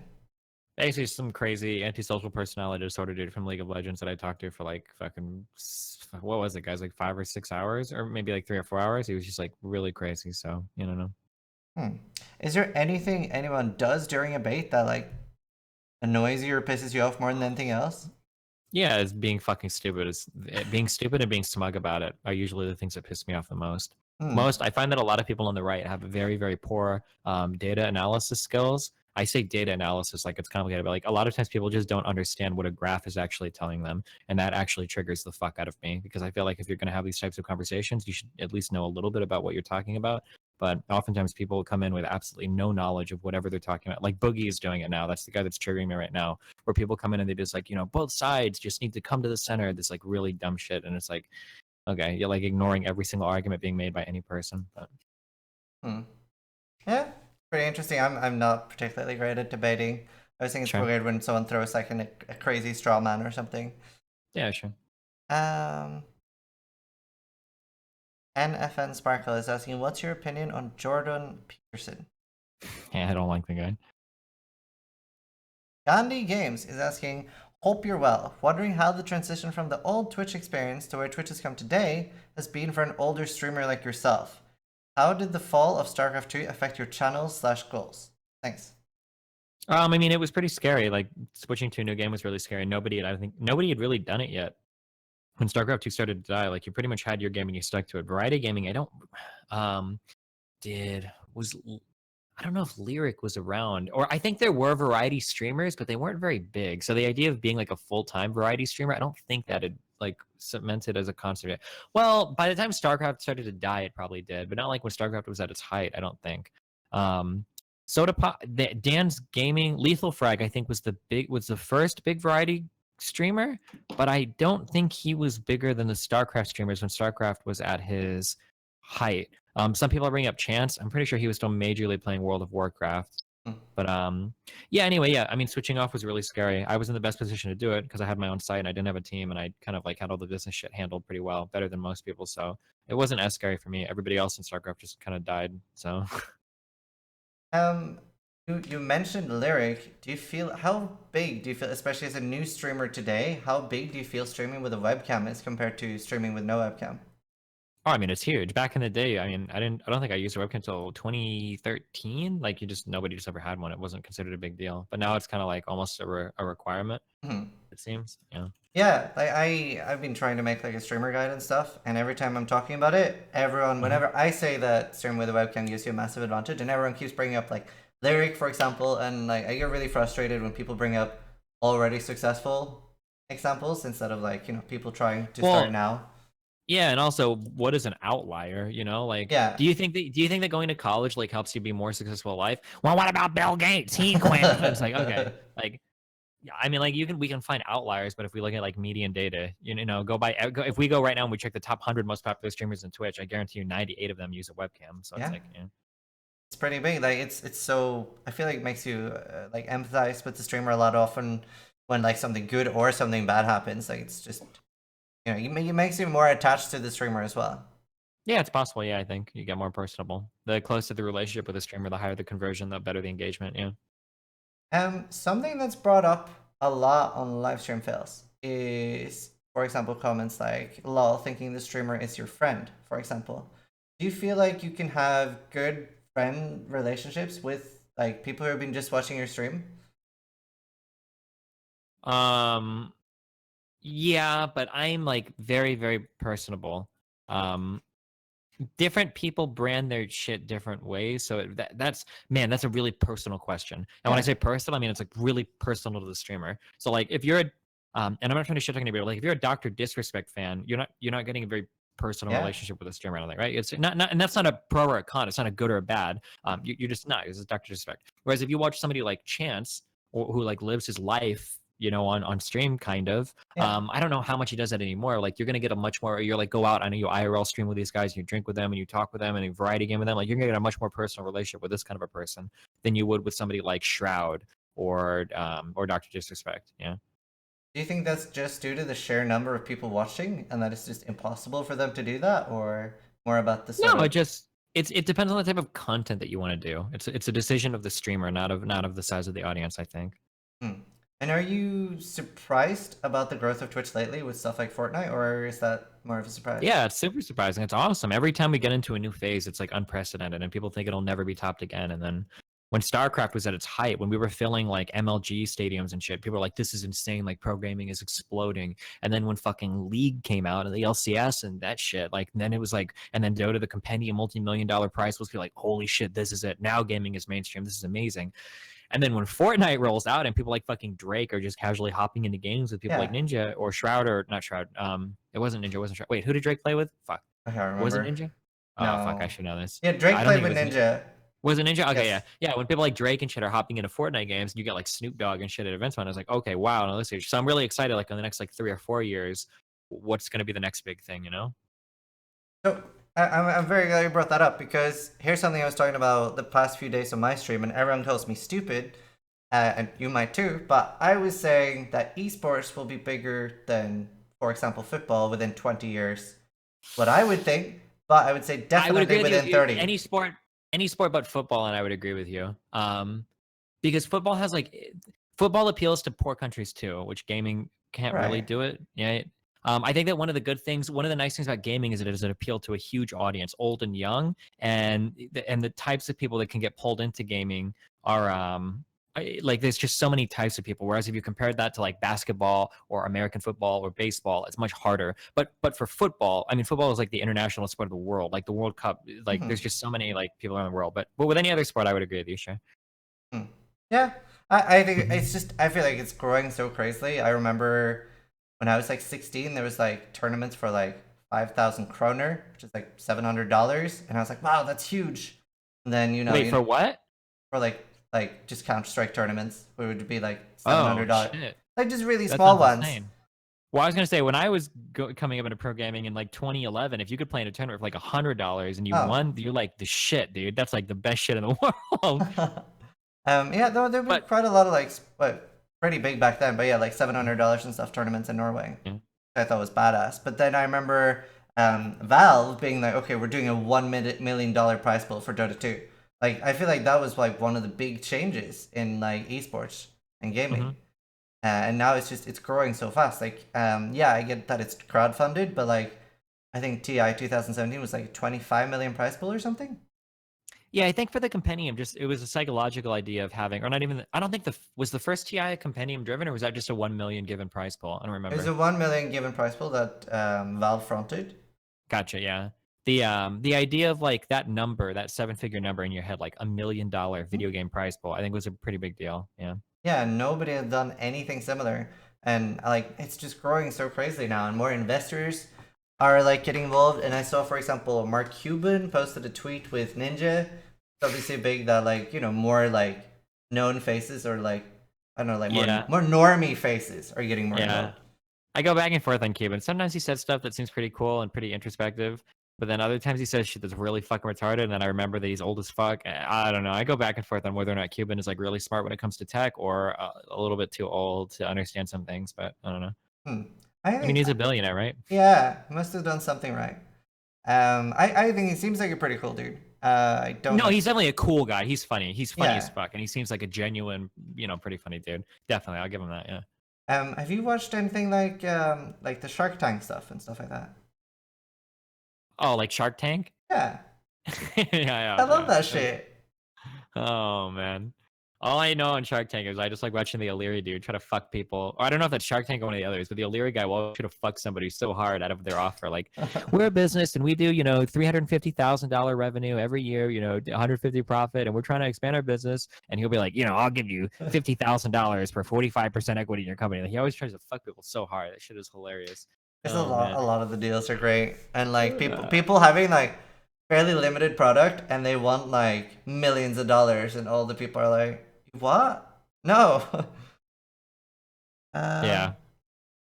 so some guy called Mr. Mutun is asking, ask him about his T-shirt merchandise. Mr. Man is my t-shirt guy, so yeah, he's I just know, I fucking know. He asked me ignore that too. dude. He's a cool guy. So how did you meet like Mr. Mutun? Because he seems to like play with you a lot and stuff. Um, I think I'm pretty sure like back in the day I used to play games with just people on my stream, and I think that he must have just been one of the guys that I played. I don't remember like the first game we ever played together, but yeah, I don't. I mean, we just started playing games a long time ago. I don't remember what our first game was, but I'm sure it was some either DayZ or I don't think it was Eve. I know that we played a lot of Eve together, but I feel like it must have been DayZ or something first. Hmm. And do you still play a lot with viewers now, or do you feel like that's harder to do when you're bigger? Yeah, I just don't play the types of games where I can play with viewers as much. That shitty, horrible mobile game I play with viewers. Lords Mobile, DG1, DG2. If you guys want to join our team. Nice. Is that like? But do you actively play with people there, or are you more on like the same team? No, you're in the same guild, and sometimes you can help each other. But you basically log in and click all your buttons, and then log out, and then in 6 hours you got to log in and click all your buttons again. And is that something? Are you sponsored to play that, or I got sponsored, and then I got sucked in because I guess I have an addictive personality for mobile games. right? Like I mean, like the mobile sponsored games are like insane. There was one that offered me like $400 an hour. It's like Yeah, crazy. that's what game was that I can't remember. I usually like just say no to most things instantly anyway. for? Interesting. Don't think it might have been Lineage. Don't they have a mobile Yeah, game now? they do. Pretty sure. At your size, you can bill way more than 400 an hour. You're getting fucked, by the way. Get a manager, okay? I have one. Oh, oh, interesting. I don't know if you Okay. know Nasroth. I'm familiar the name. He Is used he to with be a? he used to be Twitch stuff. He's been helping me out quite a lot, and then a good friend of mine called Quicksilver also helps me out a lot. Gotcha. Interesting. For a streamer of your size, though, 400 an hour that's like less than half of what you should be making. But you didn't hear that from me. Well, I mean, as I said, like I just want to. I'd rather. I don't really want to stream mobile games. I want to get Yeah, like a sure. proper sponsor, like you were saying earlier, like Intel, Nvidia, something like that, or Coke. Yeah, I yeah. fucking love Coke. No idea how to contact them. Yeah, get a Coca-Cola sponsorship Or Red Bull. That'd be great. or Red Bull, sure. I Yeah. even have blue hair. There you go, dude. Get a red streak or some shit out. And you'll be good to go. A Nightbird is asking, ask him why he bought the $500 pack, but has barely used any of his points. I don't fucking know because I know that I'm gonna be sinking a lot of time into it, and I figure I might as well get more points than I ever need with, and then it's like put money into. I'm gonna make more money playing the game. I mean, as a streamer, right? We're gonna make a fuck ton more money playing the game than I'll ever put into it. So why not? Just toss 500s at it, buy some cool shit, get a nice skin, and then I can buy stash tabs or any other future shit I ever need. Hopefully.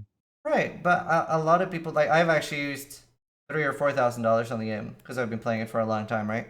But a What lot do of you people, spend that much money on? Like so skins or? well, about 2 divination cards. You can pay totals to $1,000, and you can design a divination card in the game. Mm-hmm. Like all divination cards in Path of Exile are actually designed by players. There's not a single one that's designed by Reiniger games.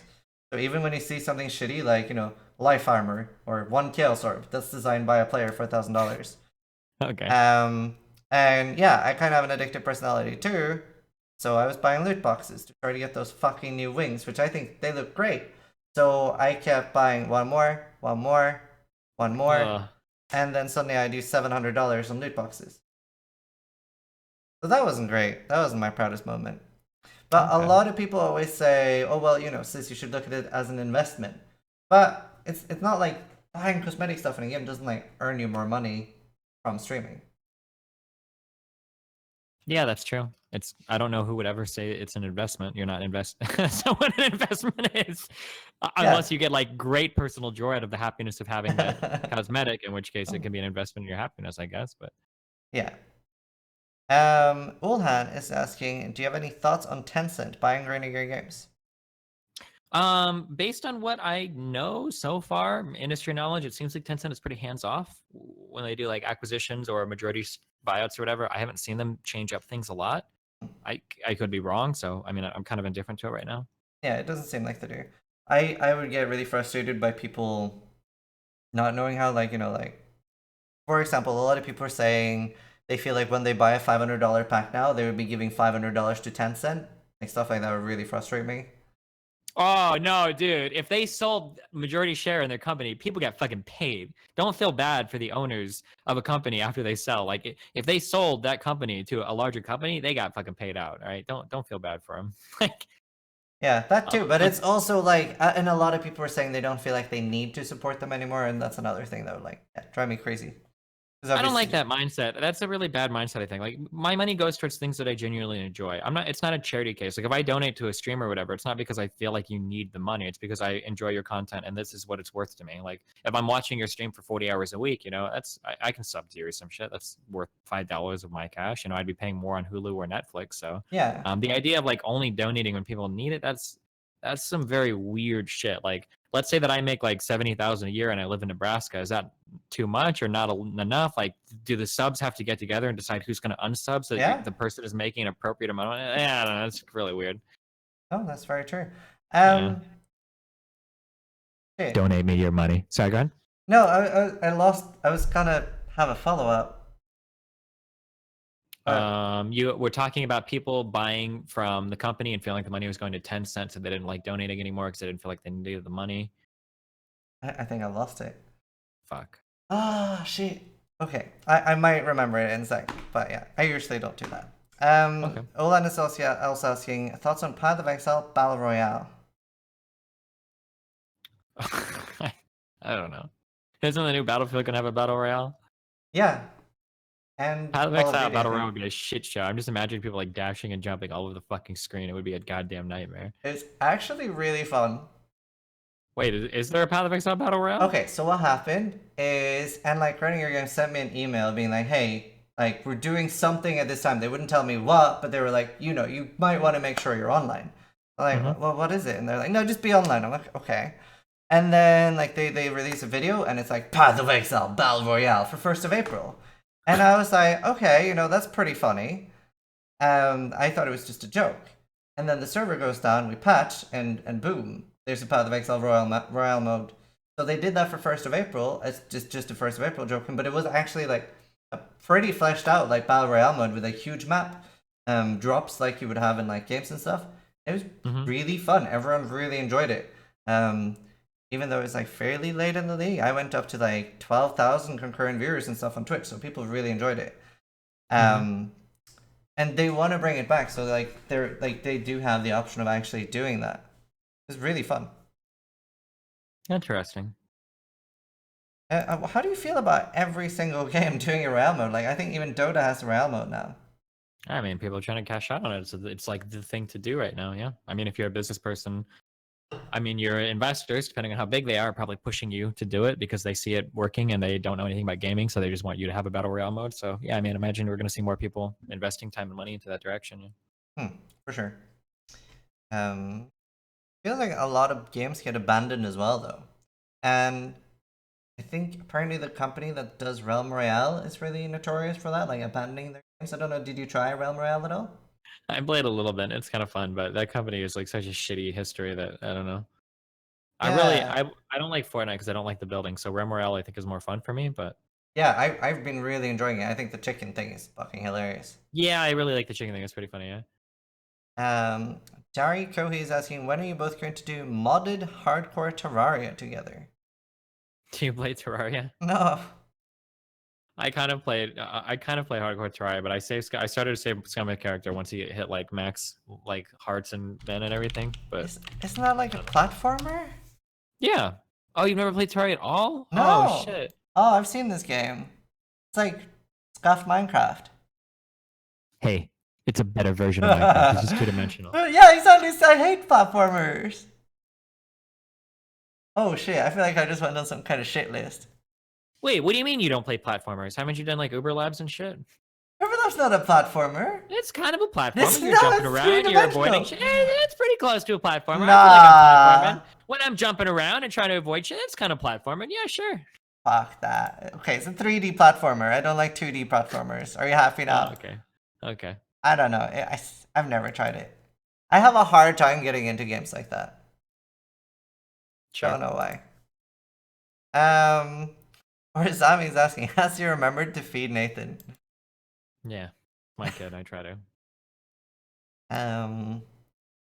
Oh, actually, so that's a great question. Like, are you ever worried, especially as being a parent, are you ever worried about the like, do you feel like streaming has a lack of security as opposed to something like having another job, building up a CV, and stuff like that? I mean, if you do a lot of streaming, you should be building up a CV. I've learned so much shit about so much shit that if I couldn't stream anymore, it would shock me if I couldn't find some other type of like parallel work. I've learned so much shit vertically and horizontally. Like there's so many other influencers that I've talked to in terms of how they run their business. Vertically, I mean, I've talked to developers, I've talked to sponsors, I've talked to website devs. Like I don't know, I've done a lot of shit in a lot of places. It would be surprising if I couldn't turn that into some type of job. Yeah.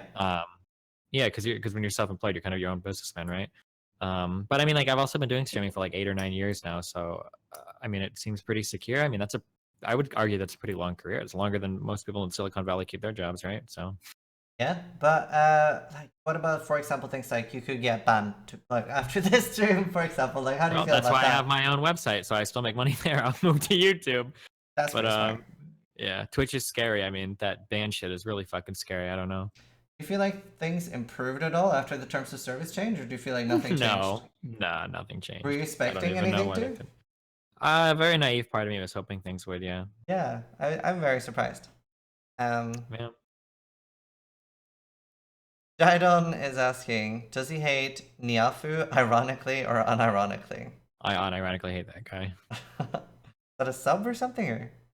It's just, you ever find people that joke around, but their way of joking is to just like tear you down and like make mean comments over and over and over again? He does that like perpetually. Yeah. And then he's always like, I don't know why nobody likes me. Like, I don't know. It's just really annoying. Like, Yeah. people, it's really annoying to me. Especially if it's like small things and it's like mostly around you and you start noticing small thing. And then like suddenly you're just like you ban them or like fuck you. And everyone's like, oh, what? But that was such a small thing. But they've just been like constantly doing smaller things or like you said, putting you down stuff. That's like pretty annoying. Like Milky. New Trash and Mate is asking, I heard Destiny had been taking lawn care more seriously recently. What does he do with his lawn, and does he have any interesting lawn ornaments? Oh my god. Next question. I can't believe you tried to do that. Oh my god. Unbelievable. I should read the entire question before starting. That seemed very normal. I'm sorry. Victor Red is asking, if Destiny's socially conscious, why is he okay with killing a lot of innocent natives for Alva? Damn, that's deep. That's some pretty dark lore there. You're like building up a pyramid so you can go. I was like talking to you like, oh, they're trying so hard to defend their shit. Like, yeah, well, no shit. You're like looting and pillaging their fucking civilization. What the fuck? Have you bothered reading any of the lore and stuff while leveling Nope. up? I I didn't have think no so. fucking idea what the Val is. I just when people talk to me, they talk to me a little bit. Do you like storyline games at all? Like, do you enjoy that? Oh yeah, very much so. But if it's not supposed to be a story game, I'm not gonna waste my time getting invested in it. Right. I don't know what the lore of Path of Exile is like, but It's I very much enjoy like good story games. it's decent, but like most people don't care. I actually can't play very many storyline games. I get them like skip, skip, skip, skip. I have a hard time with that. Land Puma is asking, do you think Path of Exile has run away with the genre of games since there's really no competition and Diablo 3 has no real content updates? I mean, I don't know. Would you say the same for WoW? I don't know why nobody else tries to make roguelikes. I don't know why nobody else can make a good MMORPG. These are just the questions that nobody knows. The real answer is probably that like when you're looking at it from an investment point of view, and nowadays you need money to do a lot of shit. I mean, people are looking at like what's going to make me the most money. Nobody's going to fucking make a roguelike, right? The Path of Exile's net revenue compared to like any of the battle royale games is gonna be pitiful in comparison. Not to take away anything from Path of Exile, I like the game or whatever, but I'm just saying in terms of like total amount Yeah. of money made. If you've got millions of dollars that you're ready to pump into dev work, you're gonna try to spit out the next PUBG, not the next Path of Exile. Yeah, for sure. And I feel like, especially with like Diablo 3 having a pay to play model, they're kind of screwing themselves long term, whereas free to play is so much more, it's easier for the developer because they're more encouraged to make future content, which will bring back more players. Mm-hmm. Whereas on Diablo 3, it's like, how are you going to monetize it? Like, why are people going to come back? And then the Yeah. devs aren't going to want to make more content, and then you're screwed. What is okay? I'm sorry. What is a roguelike to you? What does that mean to you? Uh, Wait, can I tell you what a roguelike means to me? Do you tell me if I'm really because sometimes I call Path of Exile a roguelike, and some people get really mad, and some people don't I get wouldn't. mad. You wouldn't? So I guess when I think of roguelike, I think of a game where you go through progressively more dungeons to get progressively better gear drops. It's tied to a lot of RNG to progressively build your character so that you can keep going through more dungeons to get more gear. That's what I considered it like a roguelike. And it seems like Path of Exile fits that. What part of that definition would you disagree with? I would feel I've always I could be wrong, but I've always thought roguelike games were more like FTL and Darkest Dungeon stuff like that. Dark Extension. Okay. Yes? I don't know, I could be wrong. I'm pretty bad on definitions, so and like Oh, yeah, yeah, Binding of that's fair. Isaac and stuff. Have you this is gonna be a huge shot in the dark. Um did you play PlayStation games growing up? Very little. Not a lot. Okay, you have, this word means nothing to you, right? No. So T code Okay, or yeah. something? No, there's a video game growing up. This was like what I played on the PlayStation. I'm curious if people consider this a roguelike or not. I don't know. Okay, yeah, I'm not sure. All right. I don't even know how to pronounce that. Urgaze? Yeah, I don't. It's like air guys or air geese or something. I don't know, but yeah, okay. I don't know. Just curious. Yeah. Yeah, I'm not sure. And like I don't like all the tag-ons to like RPG that people will make. Like people are saying like it's an action RPG. I don't know what the fuck that means. I don't know. like an action movie. I don't know. Yeah, I guess. Yeah, I'm not sure. I don't know. But yeah, like, and you always see like you bring your World of Warcraft 2, like, which is obviously miles ahead of most MMOs. Then every time you hear people like, "Oh wow, this is the next WoW killer." Like, what was that really shitty looking one that just recently came out? That was like, Blast Online. fuck me. I saw a video of that. Did you play it? No, people were I like, played it. I played it. This is the first game I ever refunded on Steam in my entire life, actually. Yeah. someone linked me the video, and I thought like I was like, "Ha, that's funny," and they were like, "What do you mean?" And I was like, "Well, it looks fucking dog shit." Like I was Like really from 20, I don't even want to say 2010. Like it looks worse than that. 2003.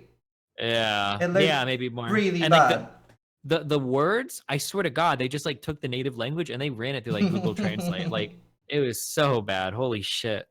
I was very disappointed. Like when I saw so many people playing it, hyping it up, I was like, they must have sponsored these streamers with so much money because I would have turned down pretty much any sponsorship for that game. It looked so bad.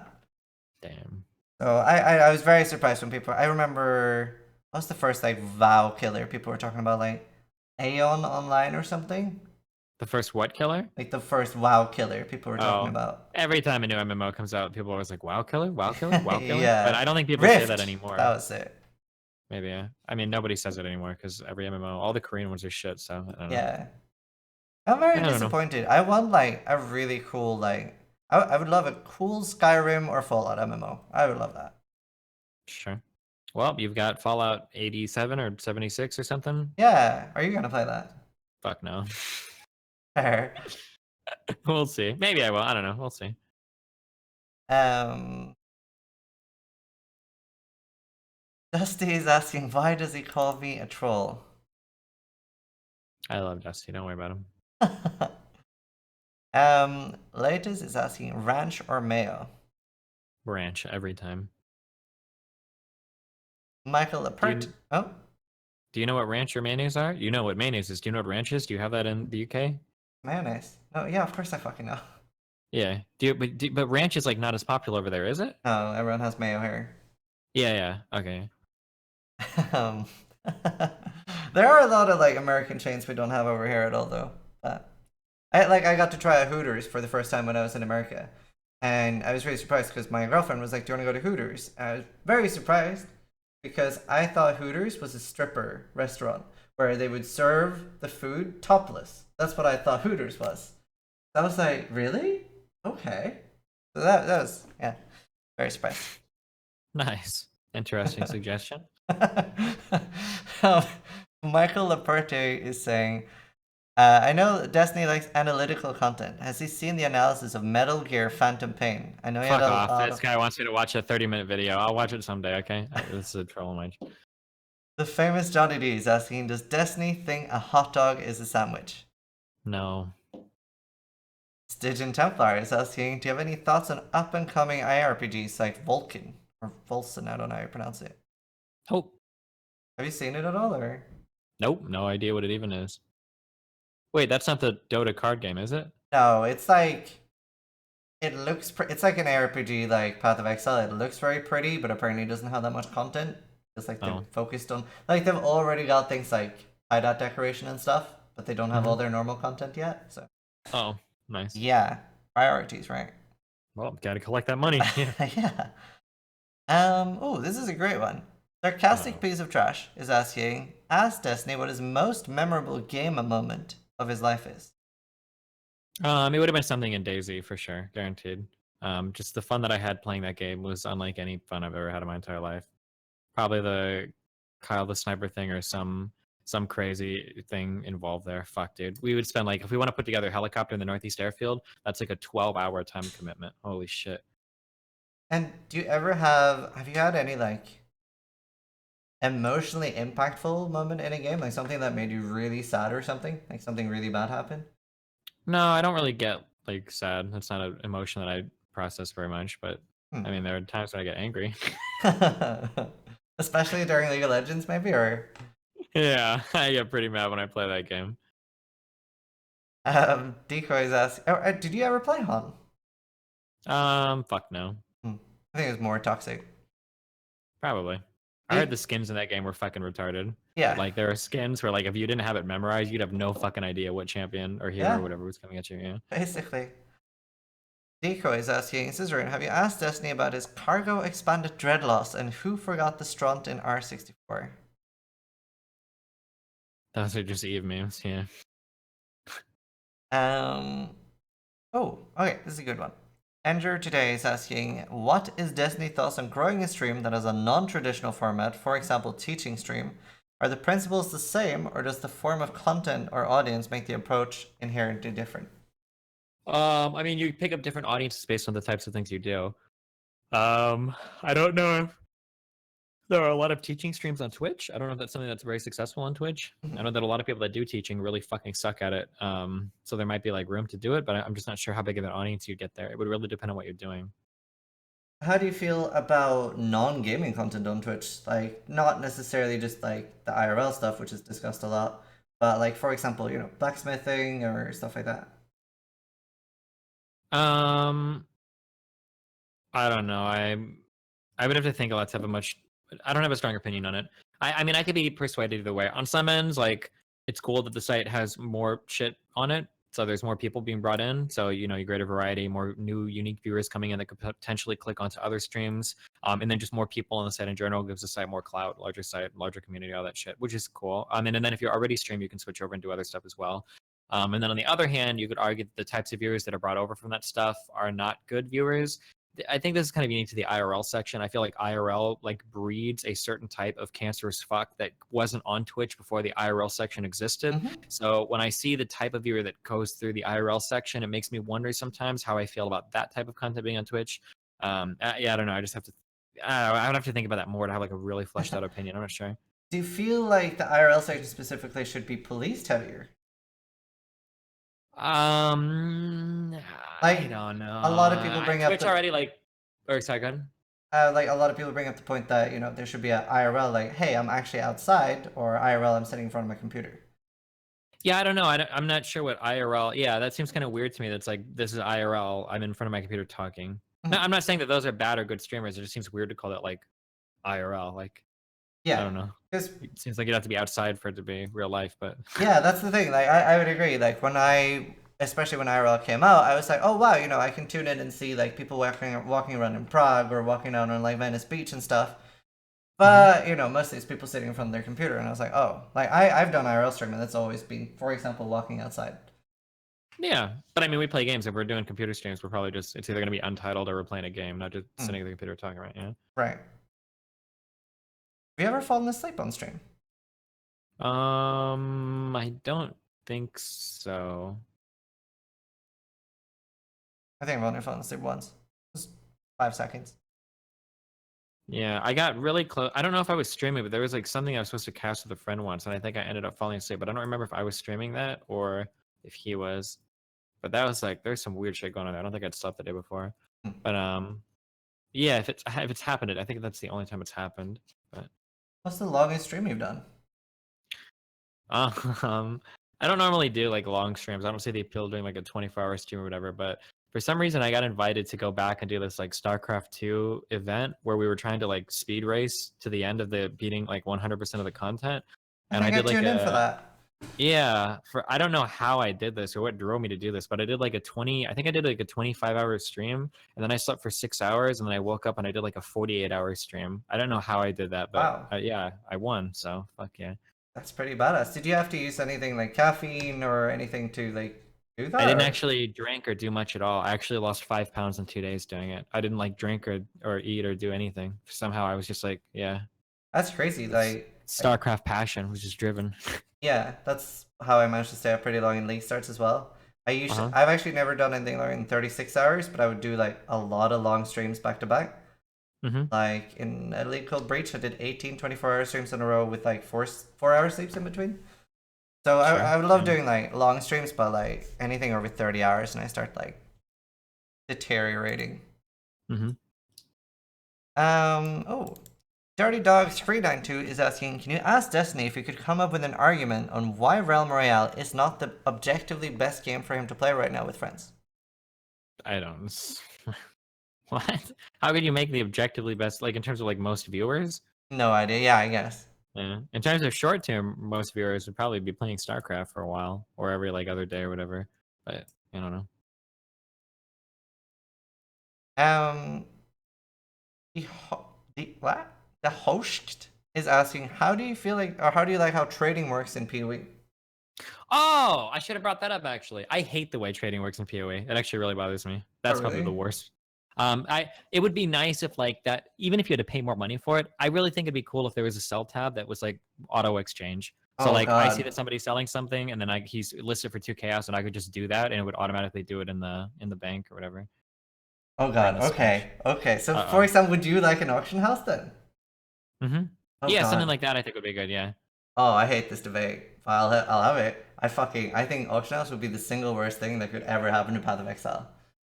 Why? Because of the way the currency system works in Path of Exile, I would believe and say that you have to have tax on an auction house or it won't work. Right? So for example, say do you know what a gold rim is, right? Or a tabula rasa. Like you're gonna want Okay. that for pretty much every single character. Say you list a tabula for 12 chaos, right? There's a Okay. fucking bot or whatever, buys that up for 12C, instantly relists it for 20, 25, 30, whatever, and there's no tax. So even if you then like list one for 19, they could relist it, like rebuy it instantly, relist it for 0 loss, 0 risk for 20. What do you mean zero loss, zero risk? They bought it for 19. Right, exactly. Well, that's what I mean. Is that if People they're make these arguments against like HFTs in the real world, high frequency traders, but I mean, the counter argument is that it just provides more liquidity in the market. Like if people are automatically, that's technically what you just listed should be like a best case scenario. If I could list like 20 things right now and I know that bots are going to buy them instantly, that sounds awesome. That's amazing liquidity, no? no, because like you're gonna have everything price fixed to like the worst possible point where like yeah, you can still buy it, but you don't like it's like you're being Well, exploited it'll be pretty price hard. fixed to whatever the market can bear because like nobody's going to make a bot to buy something and then relist it for something that's too high for people to want to buy, right? I still kind of disagree. So, okay, so back in World of Warcraft in the start, it didn't have tax. There was zero tax, so I could buy, for example, Dreamfoil for 15 gold and relist it for 40 gold. Sure. I mean, like this is all we're presupposing this entire conversation the idea that there's no tax, which I think you could make work. But Oh, even if you couldn't, well, like even if I gave that to you, which we could still argue about that, couldn't you just argue that you have to put up like a transmutation orb or some shit as tax or like 10 for an item or whatever too? Couldn't we build in tax using the lower currency? no, I don't think that works either because like tax, in my opinion, has to be percentage based, and you can't do a percentage of like, oh, I want to list this at 162 chaos orbs, so it takes 1.6 chaos orbs away.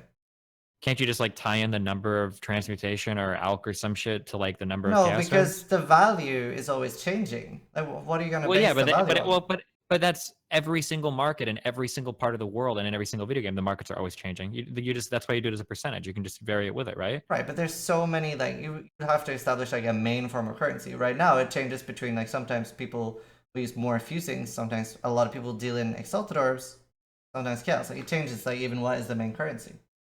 I feel like you could write an algorithm that would very easily account for the changes in currency, though. Like, let's say that 100, let's say that I don't know what it actually is, but let's say like 100 transmutations is the same as one chaos. This is probably not right at all, but like, let's say that that fluctuates so that 80 is the same as one chaos. Your algorithm would just adjust. Like when you go to automatically list something, it would make you list. You'd pay like an 8 tax instead of a 10 or something like that. No, like I, I don't think that'll work. And and like it feels like you're like hardcore, and it's possible the arguments are really good, but it feels like this is like really nitpicky stuff and something that would be like one of the biggest quality of life improvements in the game. I think like the idea that I could go onto a market because so there's here's like two really big realities right now that I'm guessing are probably true in Path of Exile. I could be wrong, but one, there's probably a fuck ton of uniques and rares that aren't listed because it's not worth listing them. I'm guessing that that's true. And then the second thing is there are probably a fuck ton of people that would love to buy certain gear that isn't worth listing. So if you had like an automated market where you could search that shit, like you're greatly benefiting one, the people that hoard shit and want to sell it, and then two, the people that want to buy stuff but don't have the ability to because nobody's going to bother listing something for half a chaos orb, you know? I think that there's too many negatives that are getting outweighed though, and then you also have a lot larger abuse. So something which is happening right now is, especially within like popular streamers are doing a specific build, you'll suddenly have a mass influx of that item, right? So this is already happening, but it's on a lot less as big Yeah, but scale because it's that's a fine. pain That's to how do. markets work, right? Right, but you do have to the point where it's ruining the game for people. Like as I was mentioning in World of Warcraft earlier, when I was a lot younger, I would literally buy up all the dream foil on the auction house with Mm-hmm. no risk to myself. And even if I just made one sale, it would be to the point where I have priced them so high, and it was sort of a shitty thing for me to do. But I was young, I wanted to make money. Like it was Yeah, but sort of ruining the these are server to the point where people would have to go farm it on their own, and it was still These are worth these are it. econ arguments though. If you're able to buy something and relist it at a higher price, that means that people that originally listed it, this will get fixed very quickly because markets will sort themselves out. They have to. If you're listing something for 10 chaos and it's getting rebought and relisted immediately for 15, then the next time you go to list that item, you're listing it for 14 or 15 chaos. That means that you're selling it for too low. If somebody else can come in, buy it immediately, and then relist it higher, then your initial price was incorrect. Because the only reason those bots are selling it for 15 is because they know somebody else will buy it for that much. I think.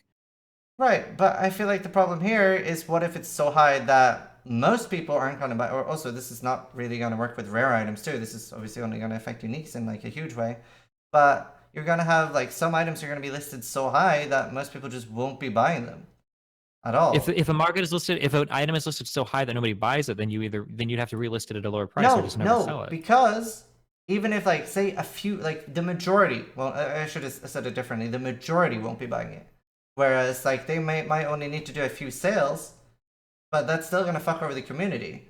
They're like, okay, well, I only need to make one sale, but that's still better. Does that make Okay, sense? so like I So I don't know anything about how Path of Exile trading works at a high level because I've never done it. But I will already say with 100% accuracy, I know for a fact that everything you're saying has already happened and has already been accounted for. I know for a fact because it's like the basic fundamental truths of markets that there is nobody that will farm for there's nobody that's going to farm for 1,000 hours to get stuff and then list it on the market when it won't sell for that price. I just know people won't do that. It's like basic human psychology. It would never happen. Right, but we've already seen negative things of this in other games. Like this is something that was a massive problem in Diablo, to the point where they had to shut down the auction house. Fuck, I even remember the auction house. I don't remember the specific problems with Diablo, but there were a lot of problems with that when that fuck does it I don't remember the problems with the auction house, but like Well, a lot of there are it. auction houses that exist in other games that work perfectly fine, like in other games. Yeah, but I'd say they're a lot easier to do it with because you can have an easy tax. I feel like that's so hard to do properly in Path of Exile. Maybe. I mean, like what you're talking about is like a problem that I feel like you could solve, but the alternative of not having an auction house, I feel like it damages the experience of a lot of players because there are a lot. First of all, like there are probably a lot of people that have never traded ever because they don't know how to go onto that website and even click the whisper button to make it work. I know that like when we watch streams, we always assume, or rather, we forget that we're watching like upper percentile people. I guarantee you, if I had to take a bet, I would bet minimum 50% of people in Path of Exile have probably never used like poe.trade.com ever or poe.trade. I guarantee like 50%, probably more than that, have never ever traded like that in their entire lives.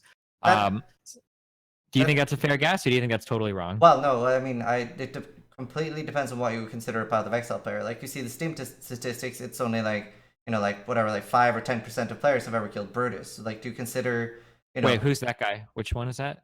it's like the first like big dude in the prison. It's on Act One. So like most of the Oh people who have shit. installed Okay. it on Steam haven't killed him. So like, do you consider those people Path of Exile players, or are we talking Um, like people who are like regularly playing this and do have characters above level 70? Because I would say something more like 80 to 90% of people who are Yeah, over level 70 would be trading. I guess I was going like full play base. I guess like once you get over 70, like the numbers get a little bit higher, but I don't know. It just seems like if you have the ability to have way more items listed on the market, like that would be something that would improve the experience of a lot of players. One, because you can sell a lot more stuff, which is cool. You generate more currency. And then the second, because if you want to buy something that's like, because if you want to buy something that's like kind of good, but like nobody would bother listing it. I mean, there's like a whole bunch of people that will never have the opportunity to do that because it's not worth it for anybody to list it and then go through the process of trading it. I don't know. It just seems like a lot of work to trade in this game. I feel like that's sort of a good thing too, though, because if you do get items too fast, it's sort of I don't know if you've ever had like handouts in a game or something, but that stuff Uh-huh. like that can ruin it pretty easily. So item acquisition, and that's part of what makes solo self-found pretty enjoyable, is that it takes you a while to get the stuff. If you can get it really fast, then it sort of takes enjoyment out of the game. Say trading becomes super easy and you can have a fully Mhm. decked out character on day 3, then you're most likely not going to be playing for 3 months. Um, I guess it's possible. I would have to look at more of that there because the argument I want to make there is that if it's possible to like very cheaply deck your character out with like lucky drops really quickly, I would argue that that might be more of a balance issue. But I haven't made enough new characters to know if that's true or not, so I'm not Yeah, sure.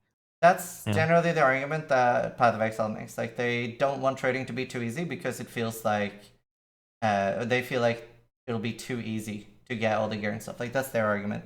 I would say like my argument would be mostly a fear of bots, and I guess I have a problem seeing how you would manage like attacks, like efficiently managing attacks anyway.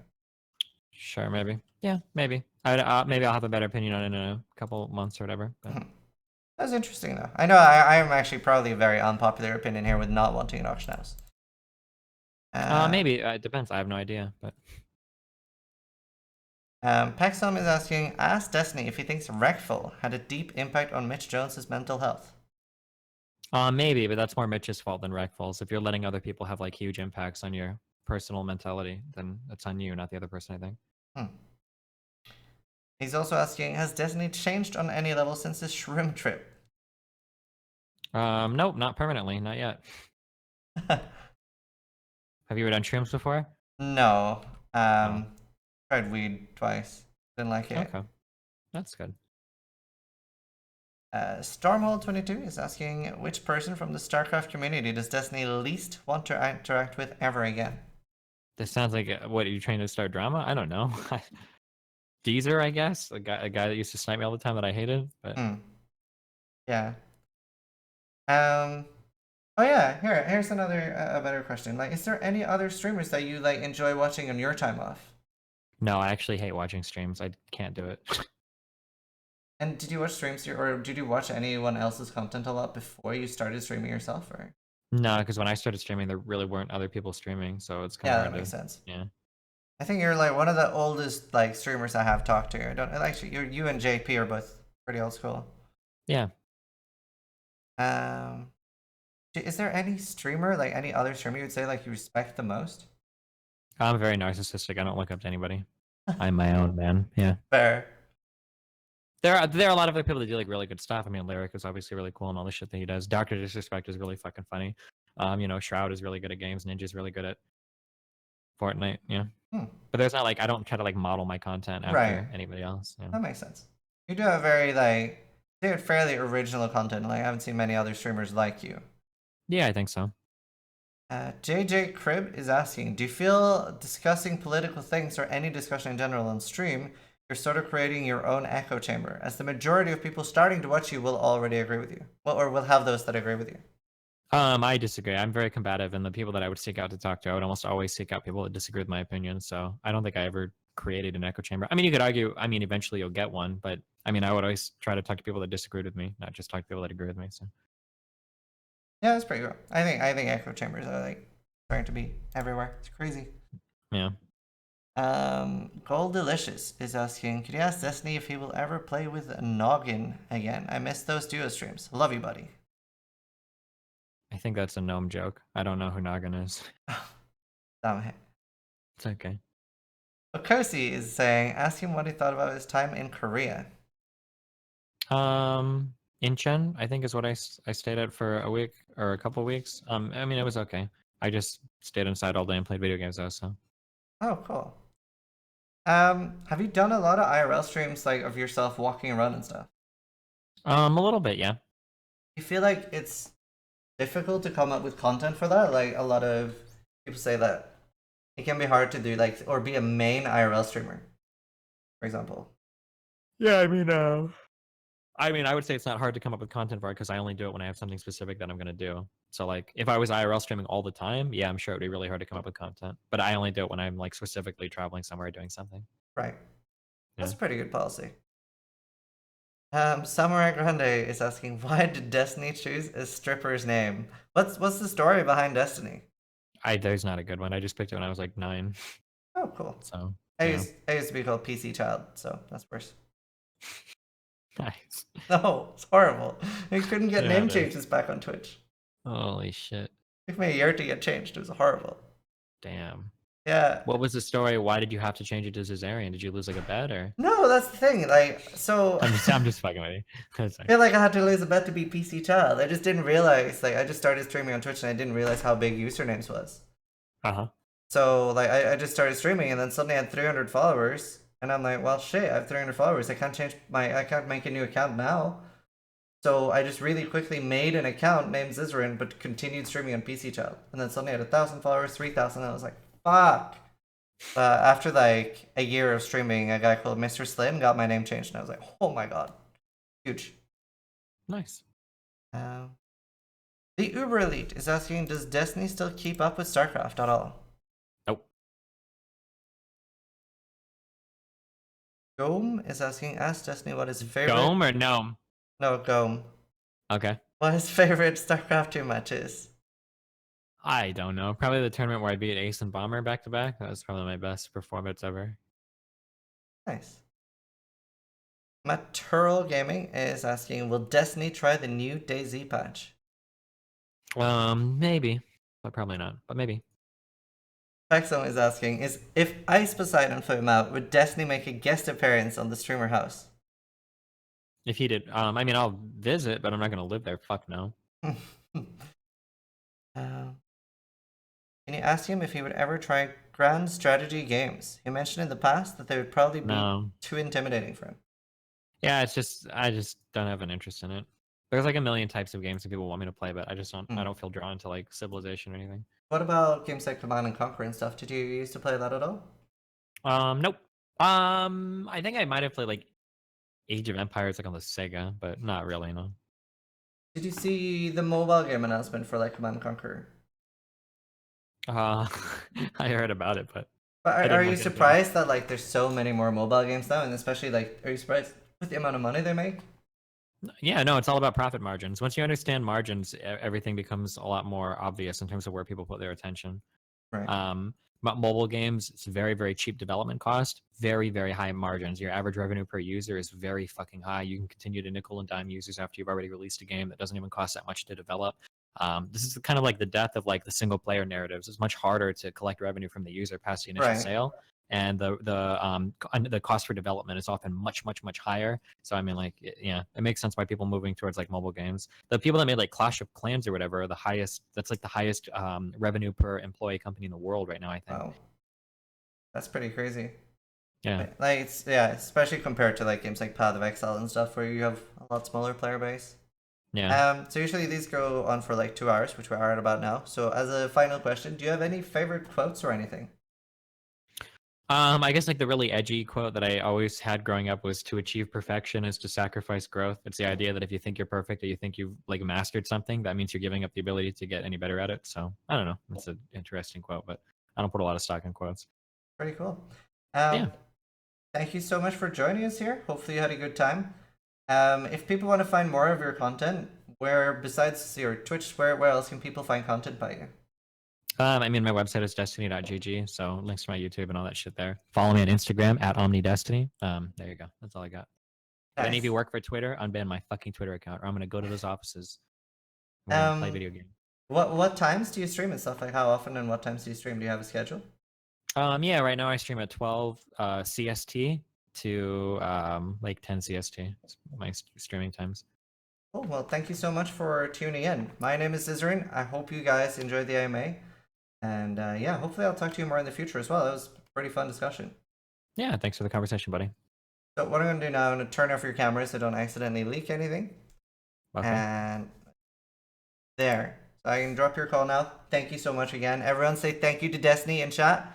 And yeah, thank you for joining us. Yeah, thanks for having me. Peace out. That was really good. I hope you guys enjoyed this.